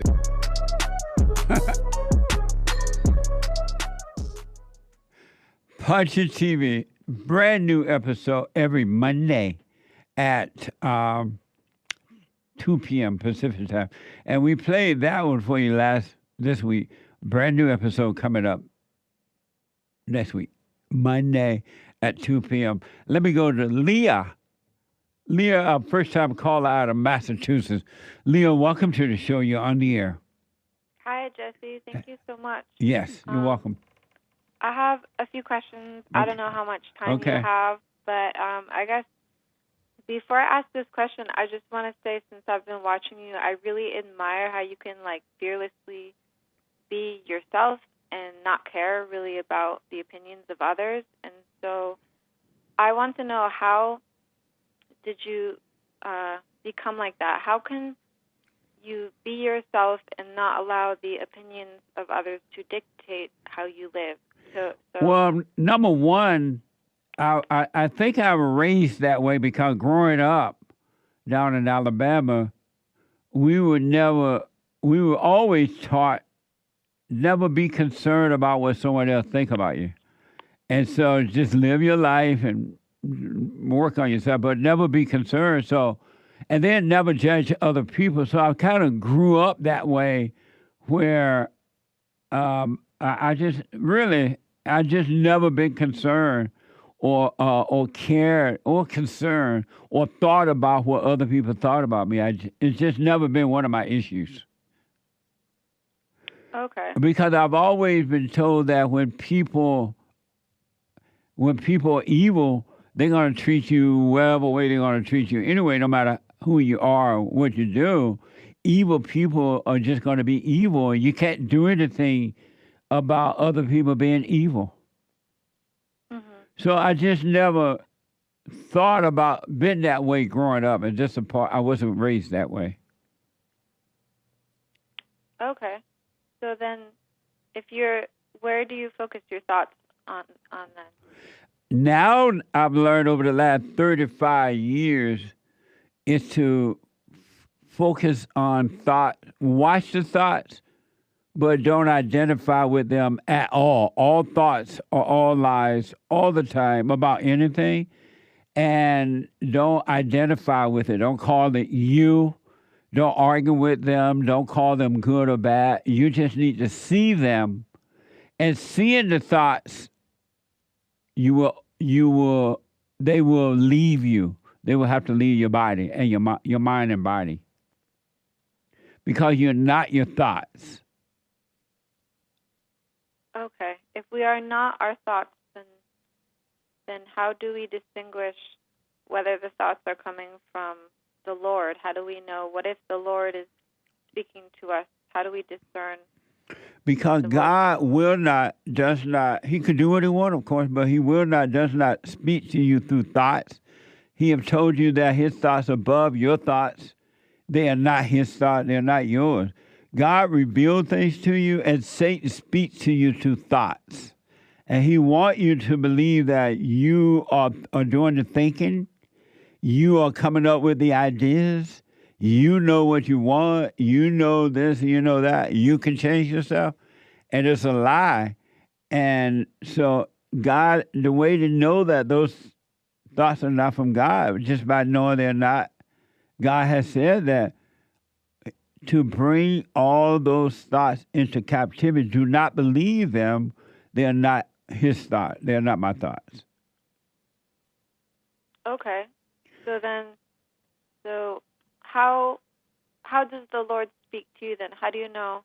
Is it only through the Bible, only when we read the Word, or are there other ways that he can speak to us and we can distinguish that it's the Lord certainly? He's not speaking you through the Bible either. He is reminding you through the Bible where he's located within. The kingdom of heaven is inside of us. And he tells you that in the Bible. Don't look out there. Don't look over there. Don't look up here. Look within, and that's where everything is. The kingdom of heaven, the truth, everything is inside of him, inside of you. And God is common sense. Okay. So how do you attain common sense then? You know that verse that says, my sheep hear my voice. Right. Then what does that mean practically speaking? His children. When you return to the Father by forgiving your mother and your father, your earthly father, he will forgive you and return you back to him. You will become his sheep, and you will know his voice. And you will know his voice from that of Satan, which is in your head. You will stop listening to the voice of the head, of the imagination. So is it then, instead of listening to the voices in my head, listen to my heart? Is that what you mean by within? No. When you doubt every thought, stop listening to the thoughts, stop believing them, you will automatically listen to the voice of God. You will have no other choice. You would start listening to it, and it will make sense. You would know it. But you got to stop listening to the thought first.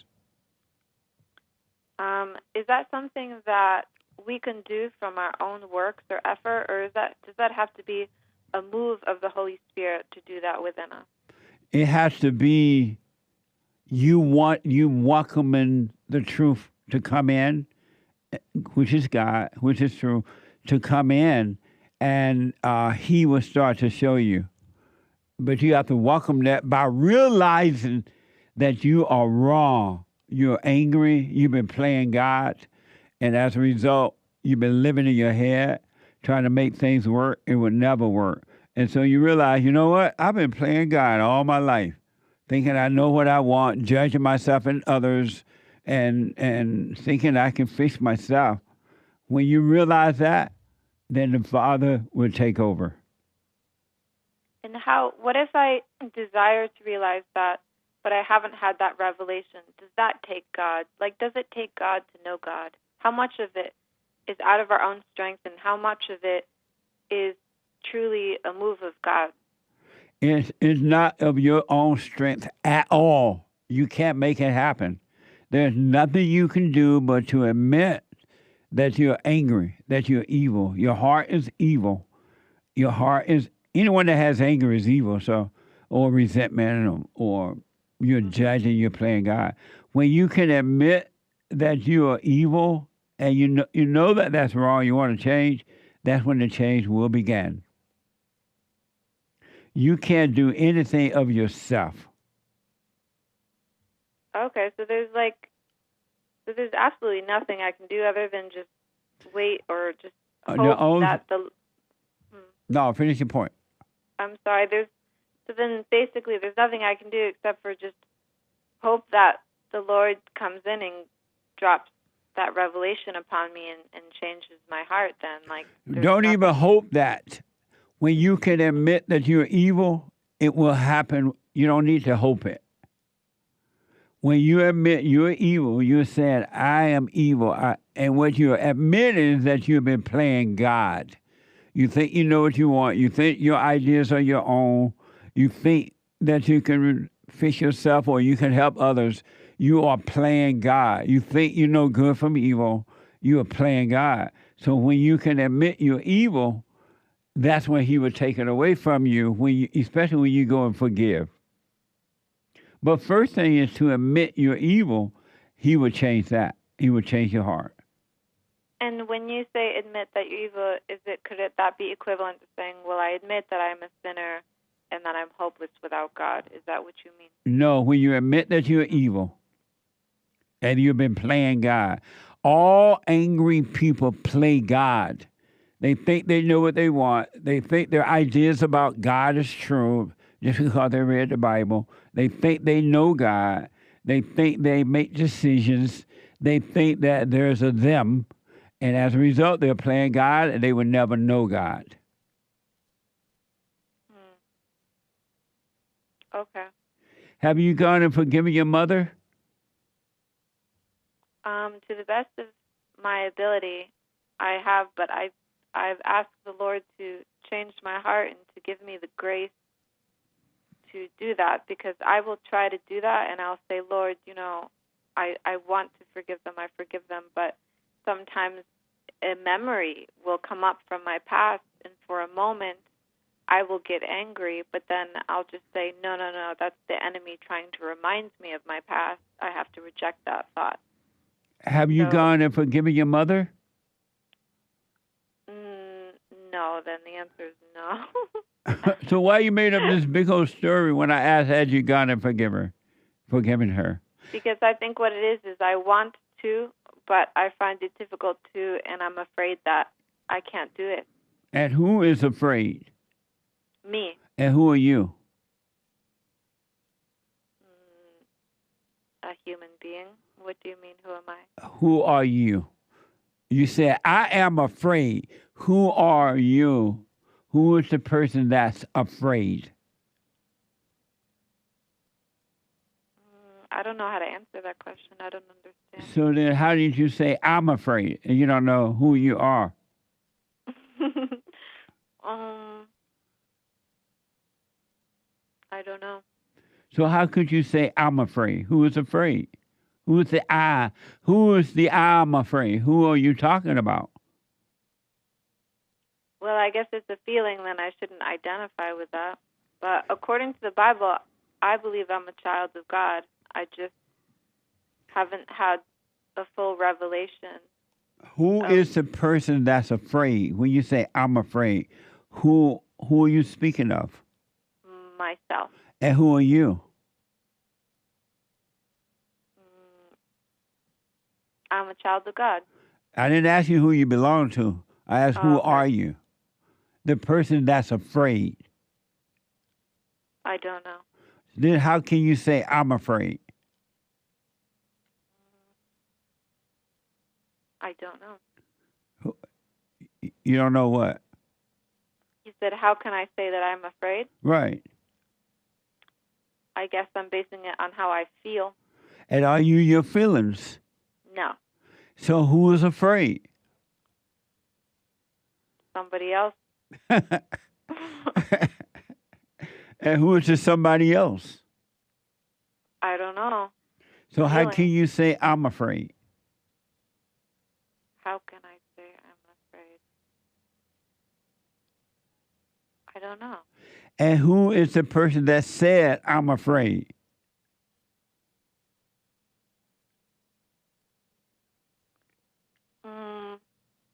The devil?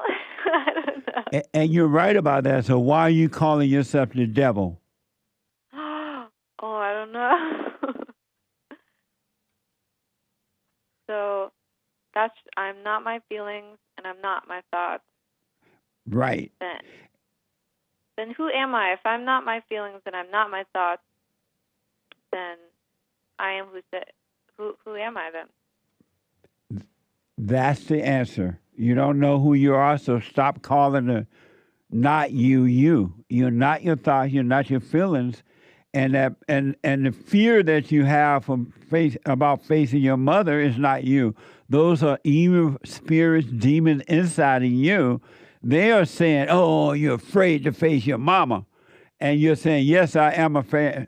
I am afraid to face my mama."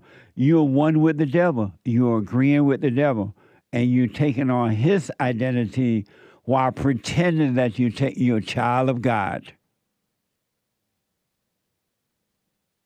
I don't want to pretend that I'm a child of God. But I want. Then stop identifying with the devil. Okay. There is no you to be afraid. You are not afraid. Those are spirits that are afraid of leaving you. They have to leave your body if you ever go and forgive your mother. When you can admit you're wrong, then the light of God going to take them away from you. They don't want to leave, so they're pretending that they're you. And all your life, you've been calling thoughts and feeling you. The good ones, the so-called good one and the bad one. You're not your thoughts. You're not your feelings. You're not. You don't even have a past. You said when you think about the past, where's the past? Well, the past is gone. It's just for some reason comes up every now and then. But I do believe that that is the enemy that reminds me of my past. So why do you listen to it then? Why do you take it on when you know it is the enemy? You have no past. The enemy is living in an illusion of the past, and he want to take you in that illusion of the past so he can control you. He can live in you. And when you are of the past, you're of hell. You're one with hell, with evil. There is no past or future. God doesn't even know about your past. He doesn't think about your past. He doesn't remember your past. Only the devil do, and the devil make you think about a past or future which doesn't exist. It's all an illusion. There is no you, Leah. So then how do I know who I am then, or what do I fix my thoughts on then? The way that you know that who you are, by knowing that you're not your thoughts and you're not your feelings and your body. And then you will know you. When the fate you disappear, when the fate you die, in order to have life, you must die, the ego death. When the fate you die, you will know you. But until the fate you disappear, you're never going to know you. And the fake me is my thoughts, my feelings, and you said my body? Yes. Like as in our earthly body, like our physical appearance? Yes. So our spirit then, that God has given us is who we are. You don't know that. You're still coming up with another idea in your mind, and you read about that, you heard about that, and now you're going to get stuck on that, and the devil going to make you think you're a spirit. And you're going to walk around and tell everybody you're a spirit. Okay. I hear the people supposed to be conscious. They're like, oh, I'm a conscious spirit. I'm like, what the hell? I mean, what the? All they're doing is picking up more ideas, and they're calling themselves those ideas, and those ideas are keeping them away from knowing who they are. Because they have more ideas. It's just ideas. It has nothing to do with God, and it has nothing to do with who you are. So don't be running around Boston talking about your spirit. Okay. You don't even know that you're a child of God. You're just saying that because you read it in the Bible. Some dumb preacher told you that, or your mama told you that. Well, I read it in the Bible, and I do believe in the Bible. Right, and that's your problem. You believe the Bible, but you don't. But you don't know the truth. You have belief, and belief is not the truth. Well, The belief is a weak person way out. People who have belief are weak. Look how weak the Christians are. They have belief. Oh, I believe I'm a child of God. And they're just weak and lost, and they cry at night. So are you saying that there's a difference between people who believe and people who know the truth? 100%. And so then what is my children shall know me by my voice. He didn't say my children shall believe me by my voice. Oh, no. Oh, yeah, you're right. It does say no. Okay. Yeah. But, you know you're a child of God. And you live in fear. And you cry at night.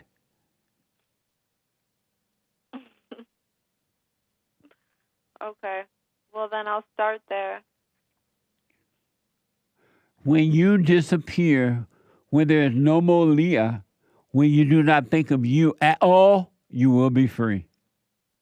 But as long as you think of LEAH, I feel this. I'm mad. I'm happy. I'm rich. I'm poor. I'm lonely. I'm scared. I need a husband. I need children. Then you will never know you because you're stuck on the far you. And one thing for sure, and without a doubt, in order to get life, you have to die from the false life. In order to live, you must die because anyone that's living by this false life are dead. Their eyes are open, but they're dead. They're lost. They have been turned away from the Father. And everything is an illusion. All of their gods are false gods. And all you have is a head full of Christian knowledge, and that's it. And it ain't getting you nowhere but to hell. Why don't you go and forgive your mother? Well, it's my mom and my dad. It's kind of like my whole family I have to forgive. But why don't you go and forgive your mother and your father?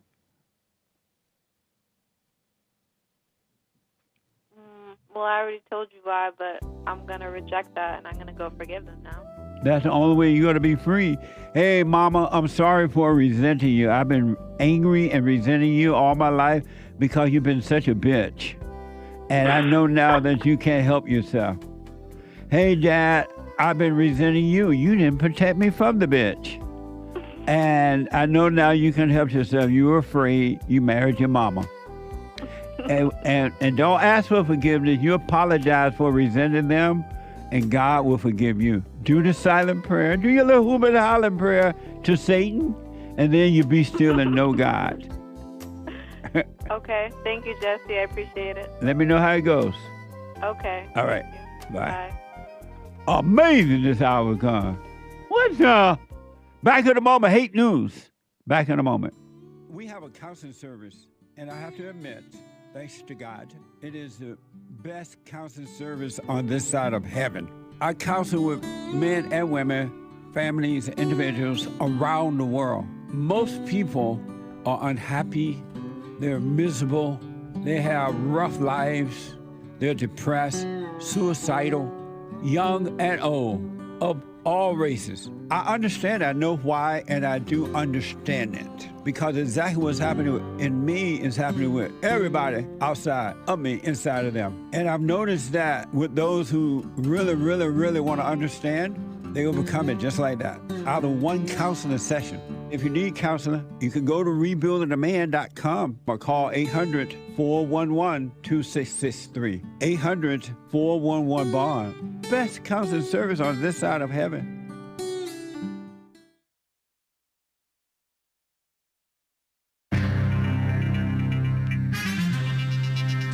Some serious mess going on in the world, such as this storm, and I'm probably going to butcher the name.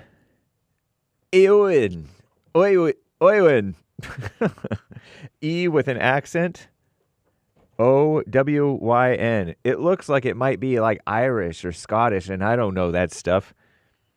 Anyway, bomb cyclone in the UK. You heard that Scottish caller, Andrew, talking about the wind, I think. Nice. And Stripe accidentally sent some a picture of a cartoon duck to a bunch of terminated employees. Sorry. And Novak Djokovic, forced into retirement by an injury. Well, we wish you well anyway, man. I can relate. And women's rights commies, if you will, in Afghanistan. It's a mess. This is the end of hour 2 of the JLP Peterson Show. It's Express Yourself Friday, January 24th, AD 2025. There is one line open. You can call in right now during Hake News, Not Fake News, and you may just get in to get on hold, to get on air with JLP.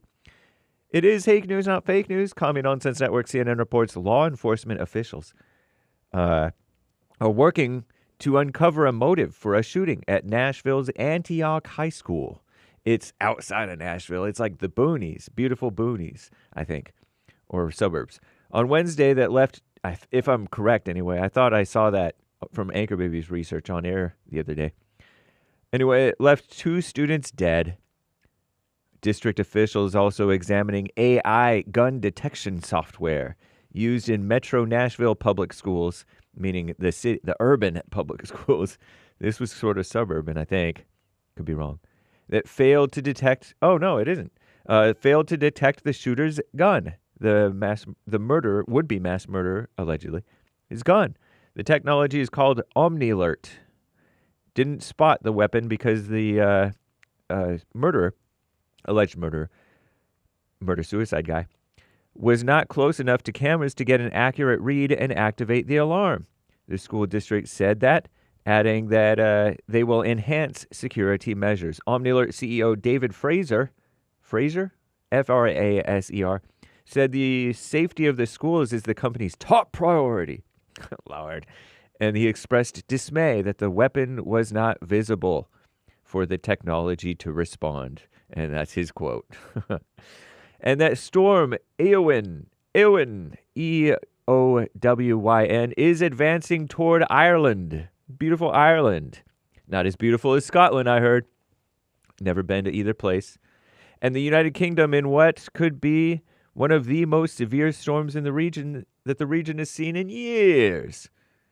The bomb cyclone, I forget what that is expected to unleash gusty winds up to 80 miles an hour and heavy rain on Ireland today and Saturday. Met Iran, E with the accent, Ireann, the Irish Meteorological Service. Yeah, it is an Irish. Gaelic? Is it Gaelic? I don't know. Has issued red warnings, their highest alert level for the wind for much of the country. The UK's meteorological office has also placed some areas under red wind warnings for the first time since 2011. In 2011, here in SoCal, we had crazy winds. Over in the suburbs where I was living at the time, we had the power out for like a week, and it was cold. I mean, for me. Anyway, across Scotland's central belt, snowfall could reach somewhere between 6 to 10 inches. All the schools in both Ireland and Northern Ireland will be closed today, and public transportation will not be running. Stripe accidentally sent images of a cartoon duck to the laid-off employees. The fintech, whatever that is, company Stripe, they ruffled a few feathers at it's commie nonsense after accidentally sending an image of a yellow cartoon duck to some of their terminated employees. Kind of amusing. Novak Djokovic's quest for a record-extending 25th Grand Slam title has been cut short at the Australian Open due to an injury. He retired from the Australian Open. So I'm James Hake, now back to JLP.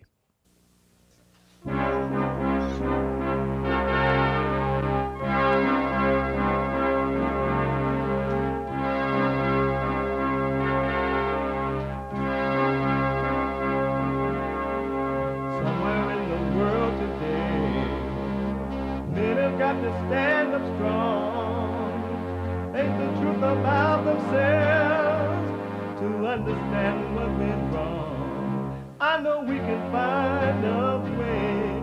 I know we can find a way. I know we can find a way to stand up, stand up, stand up.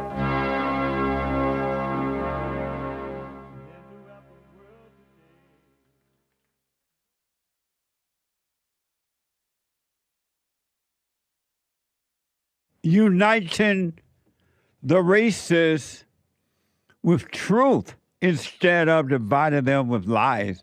We're also rebuilding the family by rebuilding the man. I am Jesse Lee Peterson. Welcome to the third hour of the show already.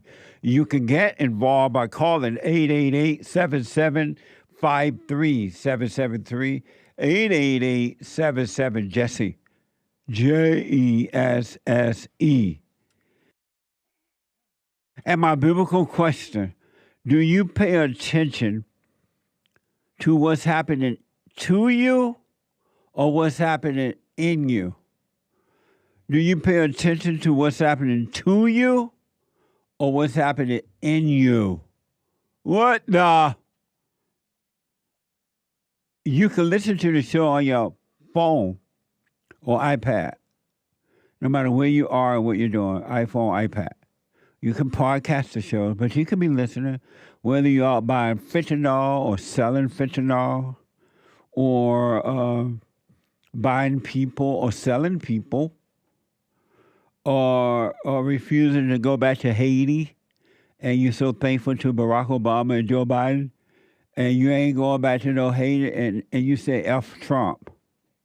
You still could be listening to the show. And even if the drug czar said, oh, you going back to Haiti, you still could be listening to the show on your iPhone or iPad by calling the listen line on 605. That's 605-615-4131. 605-615-4131. And to donate and have your comments read out loud, go to Buy Me a Coffee. BuyMeACoffee.com/JLP Talk. BuyMeACoffee.com/JLP Talk. Or Bond JLP Cash App. Bond JLP Cash App. It's Friday. It doesn't matter what you look like when you're doing what you're doing. It's what you're doing when you look like you're doing what you're doing. Express yourself on Friday. You, Tom, like a mug. You need to go and get yourself bleached because everything you say about black people and you're sitting up there looking like a tar baby. It might sound like a semantics argument, but he's a great alien. I wonder if he's been smoking pot. A smorgasbord of pleas and insults for the man soon to be president. Oh, he gonna be your president. Just fine. He gonna be your president whether you want it or not. The people who didn't vote for him and who are scared what the next 4 years will bring. Earn more money, get better health insurance. Shall I go on? I am unapologetically queer. I'm unapologetically a woman. You guys, I have to say, I'm looking at this crowd. I do not see many people of color. Why are you looking for that? Does anybody else besides me observe that? I'm fascinated by why that is. What a dummy. A hand gesture is causing controversy, with some comparing it to a fascist salute. Because you'll believe anything. I love it when people lie to me. Why are you so dumb you looking in the audience for black people? What's wrong with you? What's wrong with you? And ladies, the president going to be your president whether you like it or not. He's your president. He said something like that. I got to tell you this. Oh, the wall going up. The wall going up. And you're going to love it. Fox News is reporting. Fox News embedded exclusively with immigration and cultural and custom enforcement, better known as ICE. ICE, ICE, ICE, baby. ICE, ICE, ICE, baby. In Boston, as the agency targeted criminal aliens. Watch this from Fox News. It's a frigid 5 degrees in the pre-dawn hours just outside of Boston, where this team of elite ICE officers is briefing on their targets for the day. We're going to be targeting some extremely violent offenders today. Within moments, the officers are on the move, with eyes on their first target. Looks like we got movement, target vehicle coming out. They quickly take him into custody. He's an MS-13 gang member wanted in El Salvador for aggravated murder. And he has an Interpol red notice out for his arrest. We are targeting very violent threats to our community. I'm not going back to Haiti. One of those threats is this illegal alien from Haiti. ICE says he's a gang member with 17 criminal convictions in recent years. Trump, you feel me? Yo, Biden forever, bro. Thank Obama for everything that he did for me, bro. I ain't going back to Haiti, and you gonna love me. Thank you, Obama. Thank you, Biden. Thank you, bro. Amazing, huh? Thank you, Obama. The fallen Messiah was an amazing president, right? That's what you ended up with. This is happening in America where the government is finally working for us. Just think about they're out there catching these people and sending them back. In the United States of America, did you ever imagine? The great white hope Donald Trump said he would do it, and he's doing it. The first 100 days are going to be amazing. Look what the first few days has done for us. Here's a look at a few additional criminal aliens being detained. ICE Boston quickly takes down its next targets, including this illegal alien from Brazil who has an Interpol red notice for armed robbery. This Salvadoran illegal alien charged locally with rape and released by a sanctuary jurisdiction. Señor, ¿cómo se llama? And this Dominican illegal alien charged with assault with a deadly weapon and heroin trafficking. Officers also arrested this Guatemalan MS-13 gang member facing gun charges. ICE says he was released from local custody just the day before. Their detainer request was ignored because of sanctuary policies. And in a sign of shifting priorities with the new Trump administration, this man, who was in the same apartment as the target, was also arrested after ICE determined he's also in the U.S. illegally. This is what ICE calls collateral. Amazing, huh? This has been happening in our country. And the government has approved it until now. They want it that way. They made it possible. In your own country. Thank you, Donald Trump, the great white hope. Oh, the wall going up. The wall going up. What a mess, huh? In the United States of America. And this is what Obama and Joe Biden, the Democratic Party, have been doing for the last however many years. And that's why America has been suffering. Crime everywhere from these people who come from asshole countries.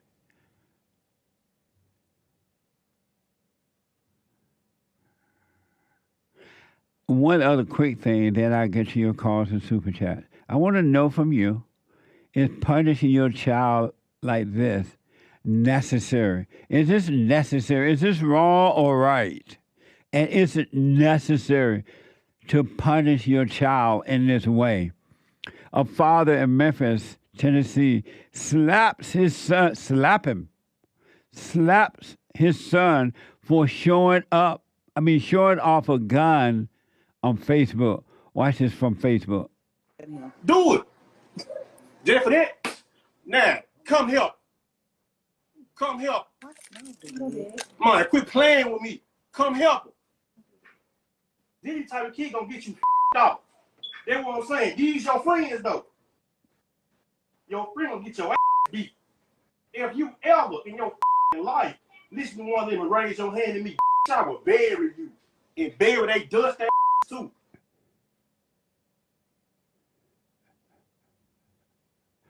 Is that wrong? Is it necessary to slap him and say, N-word, I'll bury you? And bury their dusty butts too, your little friends. So apparently the boy showed his gun off on Facebook. And the father is ticked. According to this report, it's the father wrong. If that's the way to punish your son or daughter. Here's the top comments from under the YouTube video. Watch this. So here they are. Here's the first one. Great parenting, setting him straight. This next one says, he's saving that boy's life. These are some of the top comments under the video. Two more here. This one's from Malia. I don't see nothing wrong. Pops is saving his son's life. And the last one here says, a father in 2025 that gives a beep about his son's future is a rare thing nowadays. Fathers who are not hard on their kids is reason number one why we have weak young men. Amazing. What do y'all think? I want to hear from you. 888-7753-773.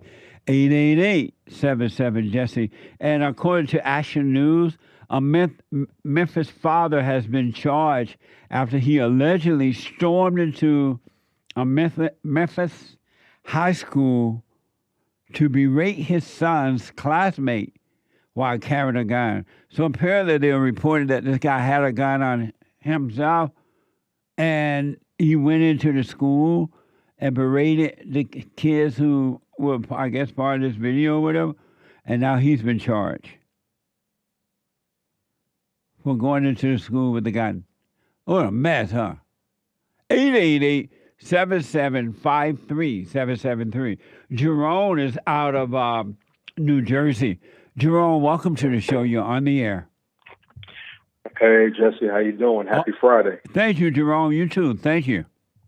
Yeah. I had a question, but just a quick comment on what you were just saying. You know, I definitely think that father was right to discipline his son in that fashion.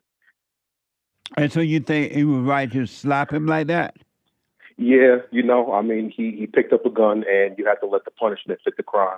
And if you don't teach that boy the right way to go early, then, you know, we'll be sitting up here talking about how the blacks are violent and, you know, all they do is kill each other, you know, at a certain point. So, you know, and do you think he was right for cursing at him as well?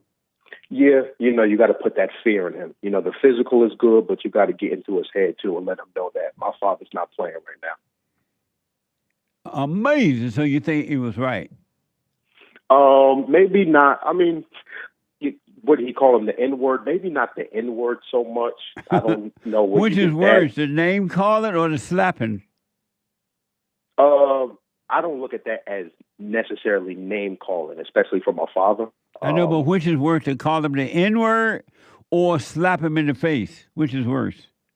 Well, that's the thing. I don't think it's a worse. Like, which one? If I had to pick, it would probably be the name, but I don't really think it's a worse kind of situation. Amazing.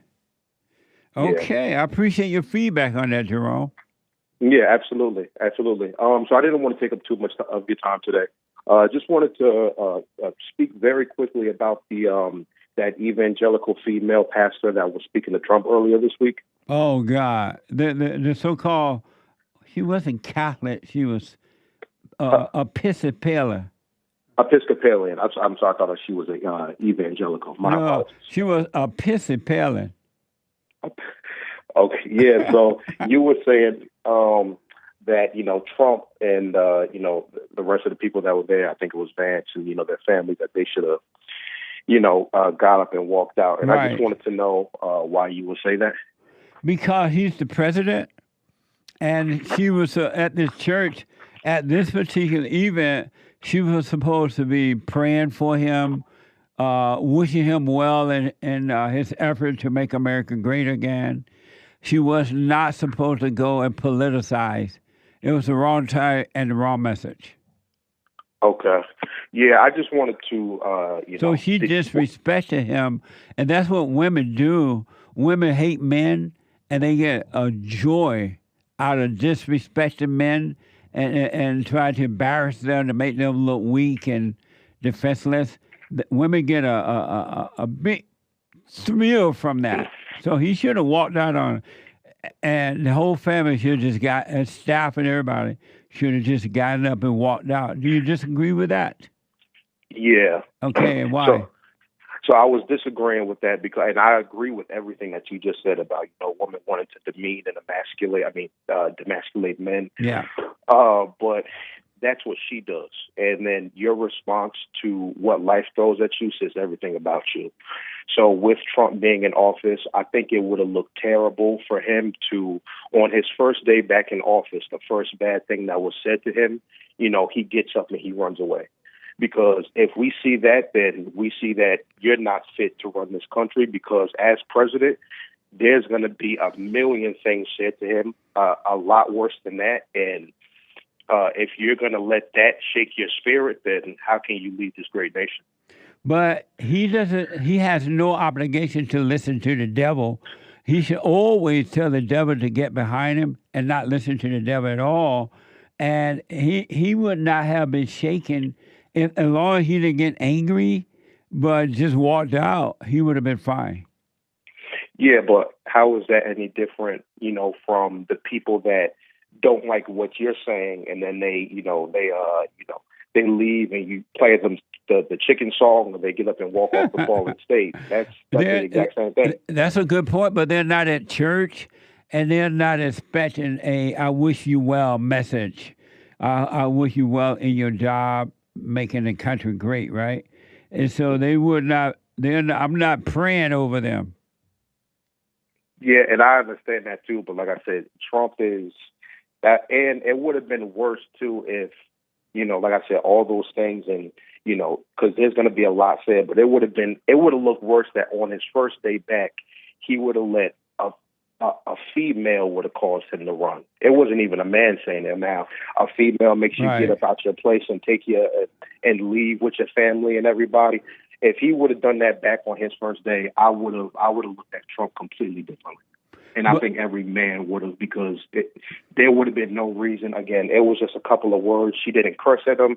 She didn't call him out his name. She just went up there and did what a woman does. But again, that should never dictate how you react to something, especially as the leader of the free world. But he wasn't running. He was just giving her the finger. But you said to give her the finger and then get up and walk out. Right. Yeah, that's running. Because that's the devil. You're not supposed to deal with the devil at all. Yeah, but the devil is everywhere. Like every time you see a press conference. I know that, but this is a different situation at a church. She was supposed to be praying for him that he does well in the country, not try to rebuke him and not act like she know what he want him to do and try to tell him what to do, kind of a thing. She was trying to send one of those evil messages to him, and it was the wrong time and the wrong place and the wrong person. It should have been coming from her anyway. If this should not have happened in church, but let's say it had to happen, they should at least had a male Episcopalian up there. Yeah, and I agree with that too. Like I said, because it's a woman saying it to you, and so you're gonna let a woman drive you away from your place. But I think that we just fundamentally disagree. But all I say, just like I said, I didn't want to hold you long. Just want to finish this by saying, Trump, he hasn't even been in for a week yet, and there's going to be a lot worse than this that comes his way. Yeah. And, I just never want to see him waver in the face of adversity, especially, for these next 4 years, since we only have him for another 4 years. I want to see him stand up to everything and back down from no one. Right on. Thank you, Jerome. Amazing call. Thank you. Yeah, thank you, Justin. All right, buddy. 888-7753. 773-888-77 Jesse. Let me go to Europe and talk to DMITRI out of Europe. Heard around the world by everybody. And day, Mama. DMITRI, welcome to the show. You're on the air. Hey, Jesse. Hey, Can you hear me? How you doing? I'm doing well, thank you. How are you doing? All is well. Nice. I have a few questions. Two fast ones because I couldn't call yesterday. Okay. It's about, I wanted to know, what does might mean? It's when in the Bible it is said, love God with all your heart, all your soul, and all your might. What does might mean? Meaning don't put anyone or anything before him, and work on you, stay present, resist the darkness, fight, meaning practice being present, staying with him in the moment, in the present. Oh, okay. So intellectually, I didn't understand what might meant, but I was living already like this, which is very, very fine. But the second thing, I recently was watching Jesus of Nazareth, the best thing in Christmas time to watch the whole TV show. And there was one moment, I don't know if God showed me that, but I saw when Jesus talked to his disciples and he said, go to the cities, be the sheep amongst the wolves or something like that. Maybe I'm paraphrasing, but I didn't understand clearly how can they be the sheep amongst the wolves. But now I understand. Now I see that the sheep has a shepherd, or the one who leads the sheep, as in God. And then I was like, wow, this is so deep. I don't even know what to do with it. That's right. Wolves are working in packs. Yeah. So they basically, like human beings, evil, all evil. They need to know each other's opinions. They need to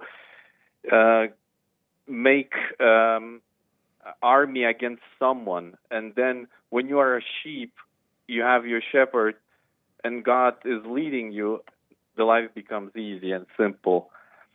Absolutely. You be the light in the world. You just go amongst the wolves. You be the light, guided by, and the light is God working through you. You're absolutely right. Yeah, and today I wanted to get something off my chest. I wanted to get your wise advice. It's a little bit of wordplay. I have a situation with my fiancée, and we called you. I forgot what it's called. Consultation we had with you. Counseling. Counseling, yes. Yeah. Thank you. So the thing is, I'm being truthful with my lady, and the thing is, well, she gets upset. I mean, like, I just say, like, okay, just suffer and die then. Like, if you don't want to listen. Yeah. Because the situation was that we have a neighbor in my house, and she was visiting me, and the neighbor was a woman, is a woman.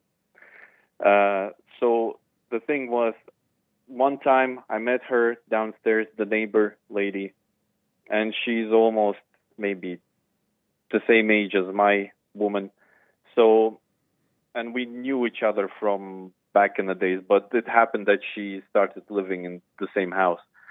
So we have this, like, we need to stock some firewood because our house is old. So in this house are apartments, and we need to burn the wood to get the heat in our apartment. So I have in my apartment heating stove or something like this, and everyone else has their own. And I ask, how much do we pay for the cubics, for cube of wood, cubics meters, something like this. We have this European thing, counting, measuring. It's not that important, but I asked her a question about the wood. And yeah, she answered me, and she said like, we can exchange the numbers. I said like, no, just if you have the number, just put it in my post box. So months passed. We meet again. I'm with my woman, and the neighbor is also there. The neighbor started talking to me like, oh, hey, we can exchange the numbers. And I was like, not the right moment. Like I'm busy right now. But like, if you can, just put it in the pause box. It's much more simpler. Just write it down and just put it in there. And my woman didn't understand her because she's from Latvia, my woman, and this woman is from Estonia, the neighbor. And my woman, she started to get jealous, and she was like, why was she talking about the wood? So you talked before already, and I was like, but it's none of your business. I just needed some wood prices. Like, and she was like, do you like her? And I was like, I was thinking, and to give my honest opinion or honest answer about this whole situation. I was like, no, because if you mean in the way of like liking you or sexual meaning, then no, because I know all women are evil. So why do I need to waste my time with another evil woman? if I have already you. And like, we go together to God, like, and she was like, I said to her, I love you. And she was like, yeah, and you love her too. I was like, yeah, I do. Like, I cannot hate anyone. If I would hate someone else, I wouldn't love you. And yeah, and she got upset. And she was like, then why are we together? And I was like, I just answered the most honest way, because for me, when I was young, I didn't believe in this thing called love, the ones which on television is. And I always thought that this is all fake. The people are pretending. But then I kind of got brainwashed and thinking, okay, sex is love. Love is sex. So I got very confused in my life. And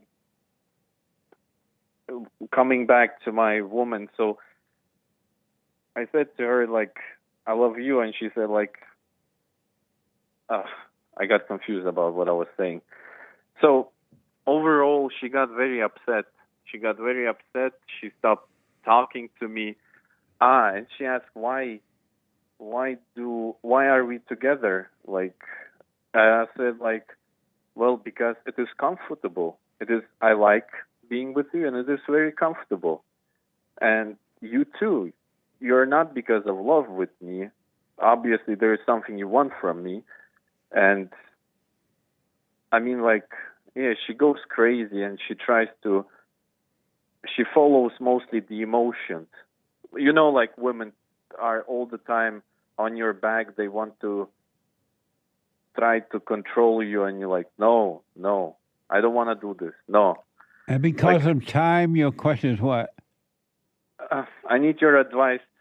Maybe I already know, but how should I, not how should I act, but how to deal with this situation? I mean, like, I know that I should do nothing about it. It's just like, if she's upset, she's upset.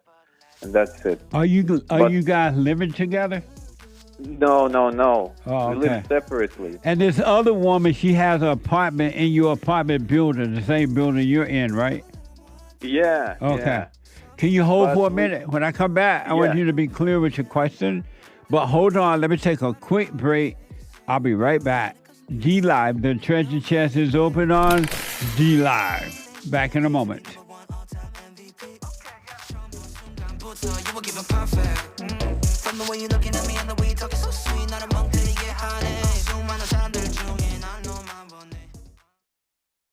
Now, I totally disagree with the way things are going, but you can't be angry because that's what the enemy wants. He wants to control you. They do things to make you mad so they can control you. It's like being married. And the wife would do things to make you mad, or she'll do things to make you feel good. And men do that to women too when they want something from the woman, especially sex. They'll make her feel good or they'll make her angry.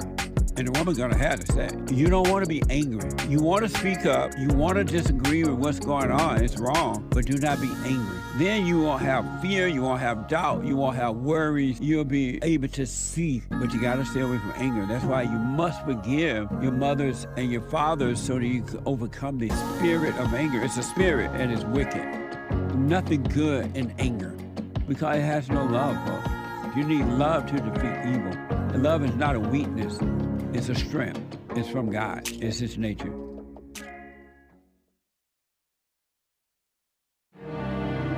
We got to tell the truth, and it's the truth that changes and defeats the lie. You choose good or you choose evil. You choose good or you choose evil. It's up to you. You got to think for yourself. Think for yourself.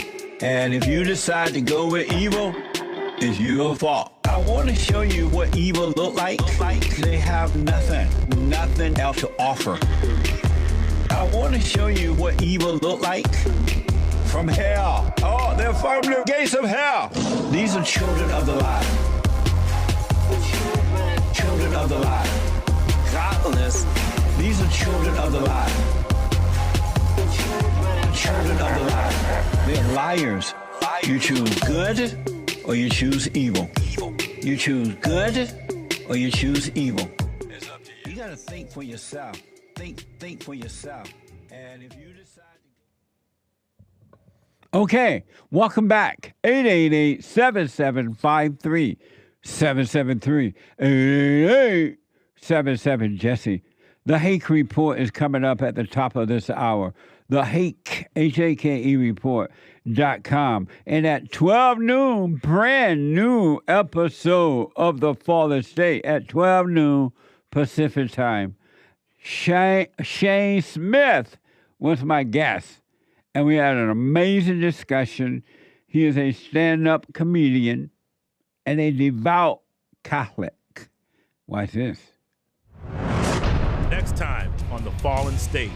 I just grew up very poor, fell into crime, and didn't have a good father figure at home, that kind of thing. When I came out as Christian, which is a funny sentence, I came out as Christian, but I thought it would end my career. When you were an atheist, did you have perfect peace? No, I was miserable. I was successful, and I had money, and I had women, and I was more sad than ever. So you have a fiancée. How do you deal with the hell in her when it comes out? That's a great question, Jesse. That's a great question.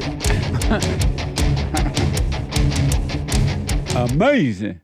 At 12 noon today, and you can support the Fallen State right there, thefallenstate.tv/donate to help with our work. And locals.com, you can go there as well and donate. And at between 1 and 1:05 p.m. after the Fallen State, the American Anchor Baby. The American Anchor Baby. And also at 1 p.m., also between 1 and 1:05. Sunday morning, you're all invited to fellowship at 11 a.m. Doors open at 10:30 a.m. Pacific time. 11 a.m. Pacific time, 2 p.m. Eastern time. The rebuildingtheman.com/church. rebuildingtheman.com/church. All right? And personal shout-outs, wedding anniversaries, encouragement. No matter what the shout-out is, I do it for you. I'm doing shout-outs all day. Shout-out. Birthdays, wedding, whatever. Go to Cameo, cameo.com/Jesse Lee Peterson. cameo.com/Jesse Lee Peterson. Good. Coffee. Nothing like a nice, fresh, good-tasting cup of coffee in the morning. Now you can get Punchy's coffee. Not only do we have Punchy TV, we have Punchy coffee. Punchie, apostrophe S in this case, Punchie's Coffee, and it is good. And every dime that we get from the Punchie's Coffee goes back into the nonprofit to help get the work done so we can help others. And I thank you all for that. So get tons and tons of Punchy Coffee. Buy for gift bags and everybody, and you won't regret it. Buy a truckload, all right? I do appreciate it. It is good. It really is good. Good. Punchy's Coffee. Let me go quickly back to Europe and talk to Demetrius. Demetrius have an issue with his fiancée, and it sounds like she's jealous. Demetrius, what's your question for me? So how do I deal with the whole situation? Because I know that I should do nothing about it. Like, but when I talk with her, I mean, like, just ask, how you doing or something. It's like, why do you care? I'm like, I care because, like, I do care for you. You're my woman. Like, you're my fiancé. We are dating. Like, I do care. Like, is she working on herself? Yeah, but I mean, like, I see that even if she works, I mean, there, like, she gets back to the devil all the time. Oh, okay. She sees and something she does not see, and when I'm telling her what is happening, and she's like, I don't see. I'm like, okay. When is the wedding? Do you have a date for the wedding? Yeah, on August. I postponed it for 1 year, and because we planned to do last year in the summer, and then I postponed it to the next summer because I saw clearly that we are not ready. Dimitri, I will highly do what you want. I highly recommend you don't marry her now. Give it another year, because a jealous woman would be a nightmare to you. Yeah, and you know what, Jesse? The same jealousy spirit inside of her, because I have no reason at all to think like that she's cheating on me or something, but the same spirit comes to me. Yes. And I see what it is doing inside of me, and I'm like, wait. Yeah. What is happening? Like, I'm telling you, any form of jealousy is very dangerous and destructive, and there's no end to what a jealous person would do.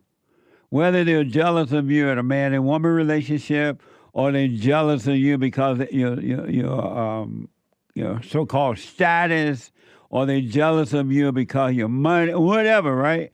There's no end to the destruction of a jealous man or woman.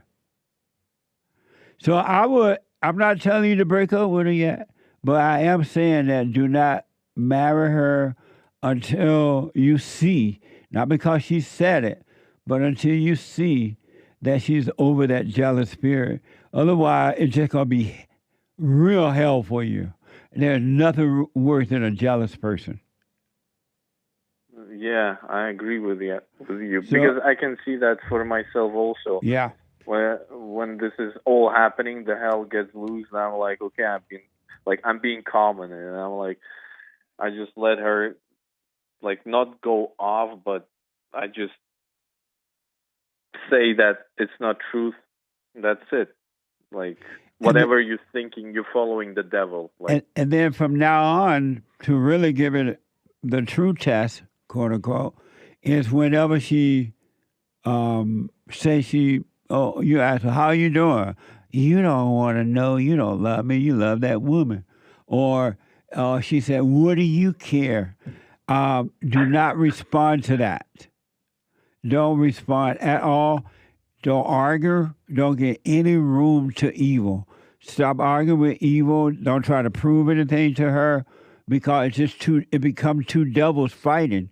But you continue to work on you. You do the silent prayer, watch those thoughts, and watch her without even commenting on what she's doing. And you'll see if she's truly overcoming or not.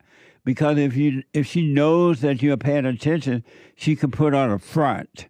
She can pretend that she's working on herself and that she's not jealous anymore, and you'll marry her and all hell will break loose. So just quietly watch her, but you stay on you, working on you. Yeah.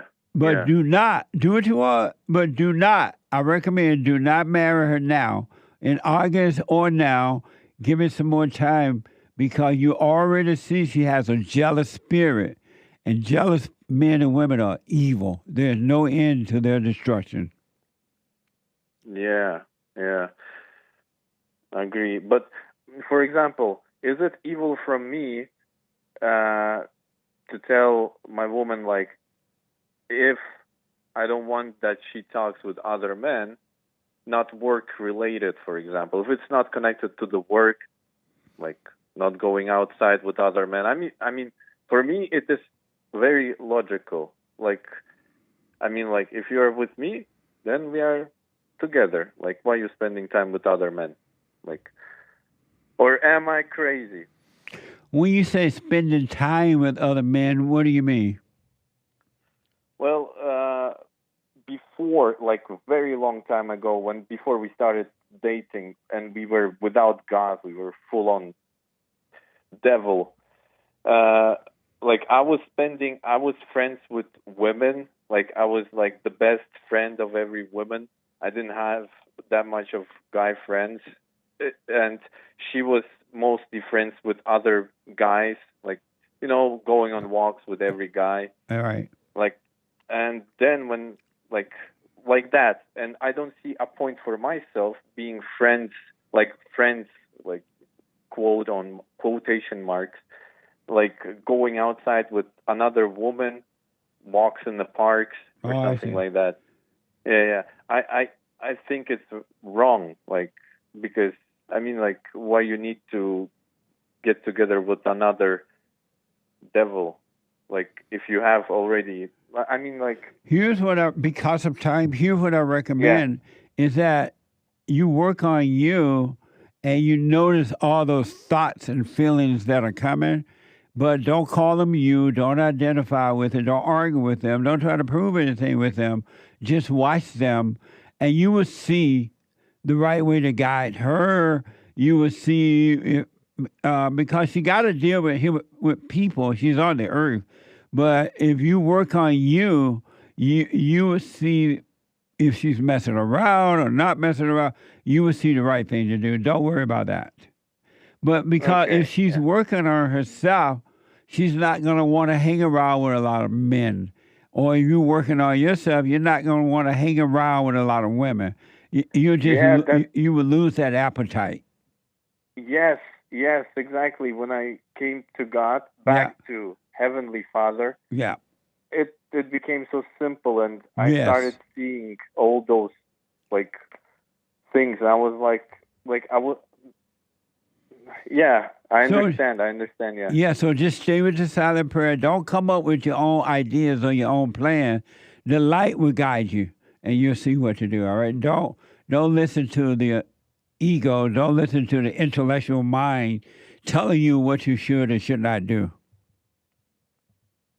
What was the last part? There was like connection problem. I said, don't listen to the intellect.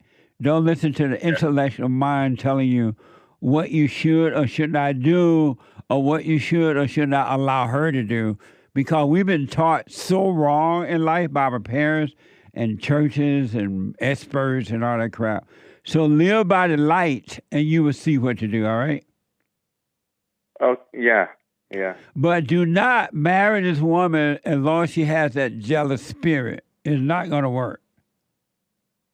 Yeah. Call me again, but because of time, I got to run. Yes. Thank you very much. And hi to everyone, like the whole your team. Right on. Thank you very much. Call me again. Yeah. Wish you well. All right. Thank you. Amazing. Let me go to Cody out of Boston. Cody, welcome to the show. You're on the air. Cody? Oh, man, he had waited so long. Super chat. Super chat. Super. Super chats. Over on buymeacoffee.com/JLP Talk, Calvin from Ohio. Jesse, what do you think about the January 6th woman who was jailed, say she refused Trump's pardon because she realized MAGA is a cult? She refused to pardon? I had not heard about that, but leave her in jail. Okay, you can stay. Nice. It's only for those who want to come out of jail. Leave her in jail. She's not wrong for wanting to stay in jail. What's up? That's fun. Yeah, leave it there. Thank you, Calvin. I hadn't heard about that. Me either. I had not heard anything about that. Thank you. I know things. Art on X says, I still have pent-up anger from grade school. Nuns were all like that bishop woman who was like, oh, have mercy on the illegals. What a mess. Thank you. At this point, Thank you. Just call me Mike, bought 5 coffees. Who you gonna sing it, Hake? I ain't trying to do what everybody else doing, just 'cause everybody doing what they all do. If one thing I know, how far would I grow? I'm walking down this road of mine, this road that I call home. So am I wrong for thinking that we could be something for real? Yeah. Whoa. Whoa, woohoo. Thank you, Mike Young. Amazing. Mike. Thank you. Different nice. You sounded good, eh? That's nice. All right, amazing. I'm not going to say I'm blushing. Amazing. When I used to do radio, FYI, we started out in radio before YouTube became a thing. And we used to be singing and having fun. And Hake would not budge. It was like he didn't even hear the music. That's true. Because at that time we were playing other people's music on the radio.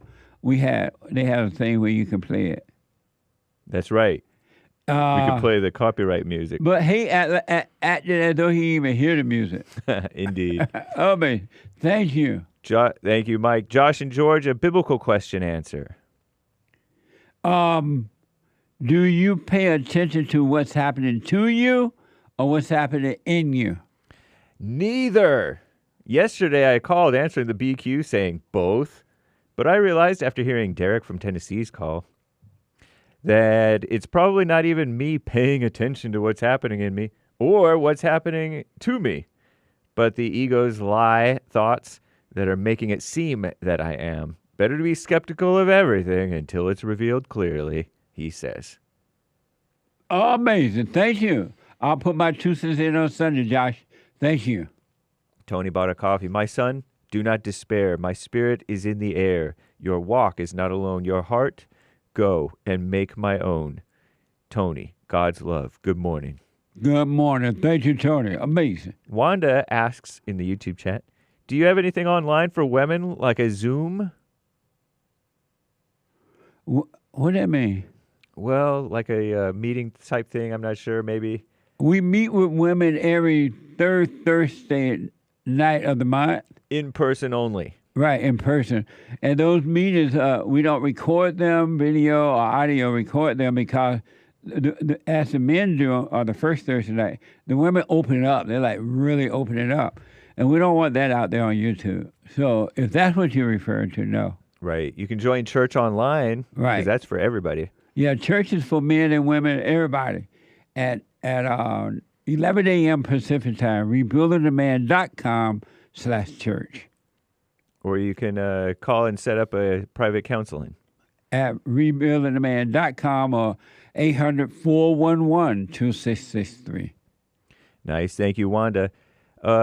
Tony says, I already read his. Justin bought 5 coffees. Love you, Jesse. Thank you for being one of the only people outwardly showing black people love by telling the truth. The message from God you speak is what I've been seeking. Thanks again. Thank you, God, for Trump. American flag. That's right. And thank you for your support, helping us to help others. I really appreciate it. Thank you. Greenwall. I used to see the homeschoolers who gave their kids very biblical names like Elijah, Ezra, Josiah as weirdo cultists. But now as an adult, I see how much happier and healthier their families are on average, and also how badly public school messed me up along with my classmates. People, homeschool your kids if you can. That's not going to happen for the most part because mothers don't love their children. They ain't going to stay at home and homeschool. They got to go to work because they're in competition with their husband, the children's father, because they want to feel like they're equal. And they want to feel like they get attention from work, but not from being at home and raising children. Sorry, that's not going to happen. But I know what you mean. Thank you. Julie from Connecticut, Eric's wife. Hi, Jesse and Hake. Hey, did you guys hear about the Blake Lively so-called sexual harassment suit? Who is Blake Lively? I recognize the name. It's like a public, basically like a household name. I have no idea who Blake Lively. But no, I didn't hear about the sexual harassment suit. Yeah, I didn't If hear it's about a that. woman, then probably Who is it's this? going to happen.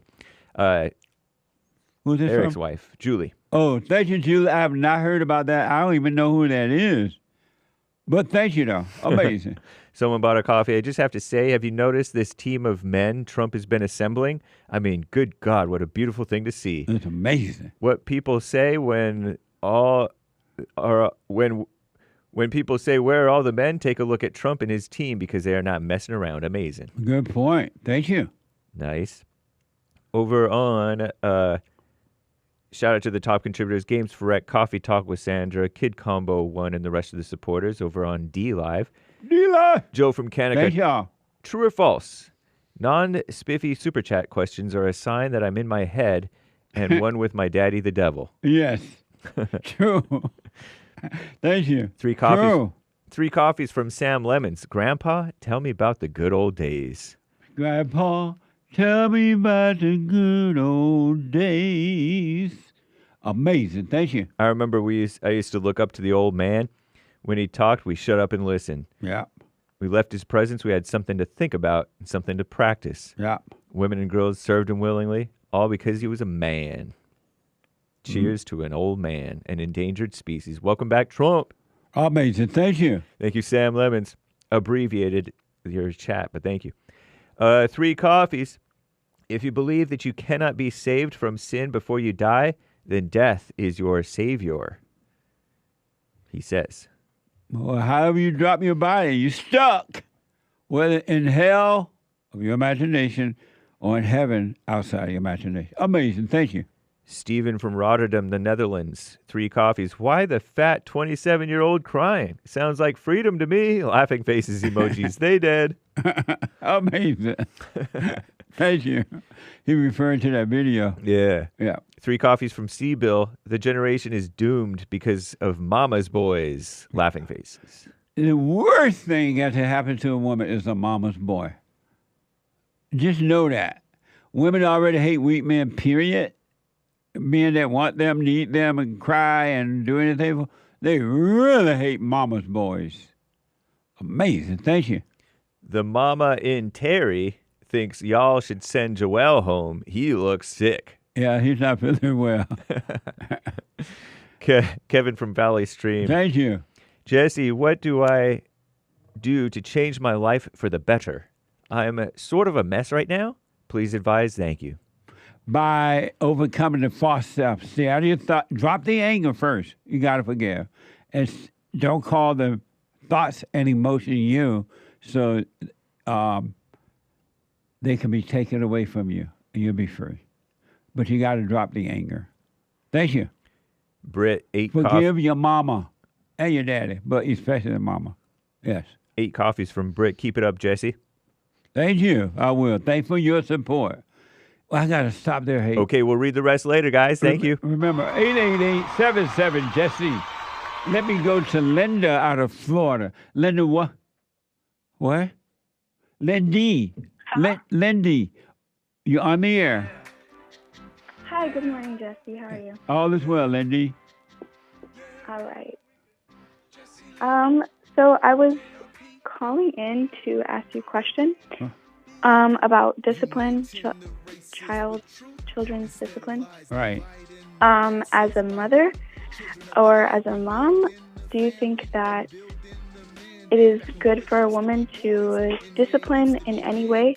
I've talked to my husband about this, and he said that as long as it's without anger. And I'm wondering your views and thoughts on that. Yeah, as you well. can do it without anger, but if you have a husband and he is the father, it's best to let the father do it. You tell the father how the kid's been acting up or whatever going on, whether it's good or bad, let the father handle it. Okay, that's good. Yeah, I think, so I'm going to be at home with the children and homeschooling and everything like that. My daughter, I just have one daughter now, and she's 9 months old. Yeah. And so we're not quite there yet. Right. But I do see that she has some behaviors already that you just need to be, kept in check, but make sure you don't have anger so you continue to do it right. But let the kids know when they're of age, let them know, I'm going to let your daddy know you've been acting up today. And when the father get home, you report it to the father right in front of the children. And if he's working on himself, he would deal with it. And that way you keep that order. The kids will love the father, and they will love you for loving the father. Okay, that's good. That's good. Yeah, that's what I'm looking for. Right on. Lindy, I got to run, but do the silent prayer. Work on you. You're going to be fine. All right. Thank you. Call me again. All right. I will. Okay. I am so out of time, folks. I don't know where the time went. What the?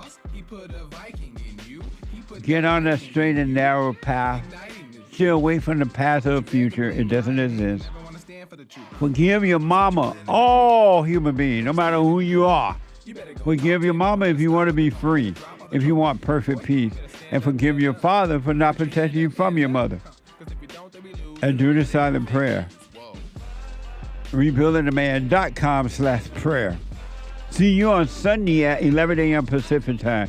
RebuildingTheMan.com/fellowship if you're not able to come in. And the Hake Report is coming up now. And then at 12, brand new episode of The Fallen State.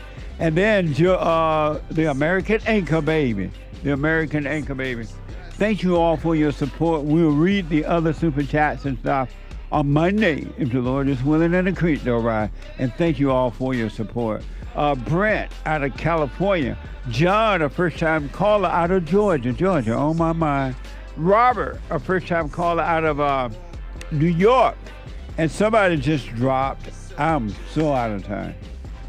I can't believe the time. What the? Work on yourself, folks. You can be free.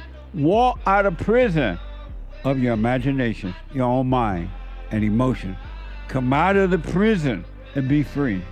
Let go of all your little values and mores and what you've been taught and live in the present. Take care, folks. The Hake Report is coming up now. Take care.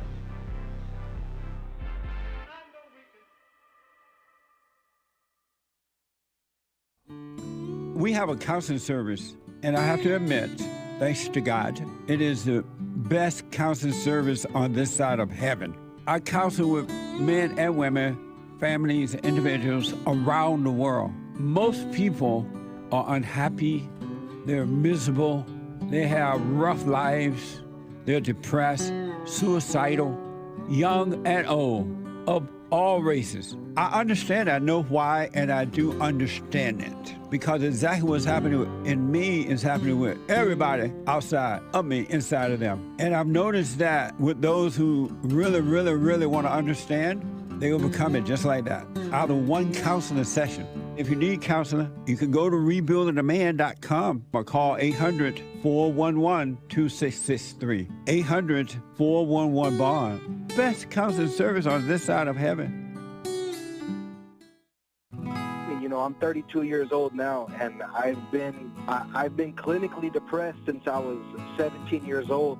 And ever since I started listening to you a couple of months ago, bro, I don't even need to hear the word depression. I don't even care about that because that's not anything that I identify with anymore. Nice. I'm 100% cured. I'm 100% better because I've been listening to the Jesse Lee Peterson show, and I can't even begin to tell you how much I appreciate you. And I just can't even begin to tell you how much I really appreciate the things that you're doing for young men. Young men need to hear this, and young men need to know this message that you're delivering because it's important. It's vital to their lives, Jesse. I just wanted to let you know that, man. That's amazing. I mean, you made my day, man. when I hear one soul has returned to the Father, it's like 1,000. It's better than silver and gold. So God bless you, man.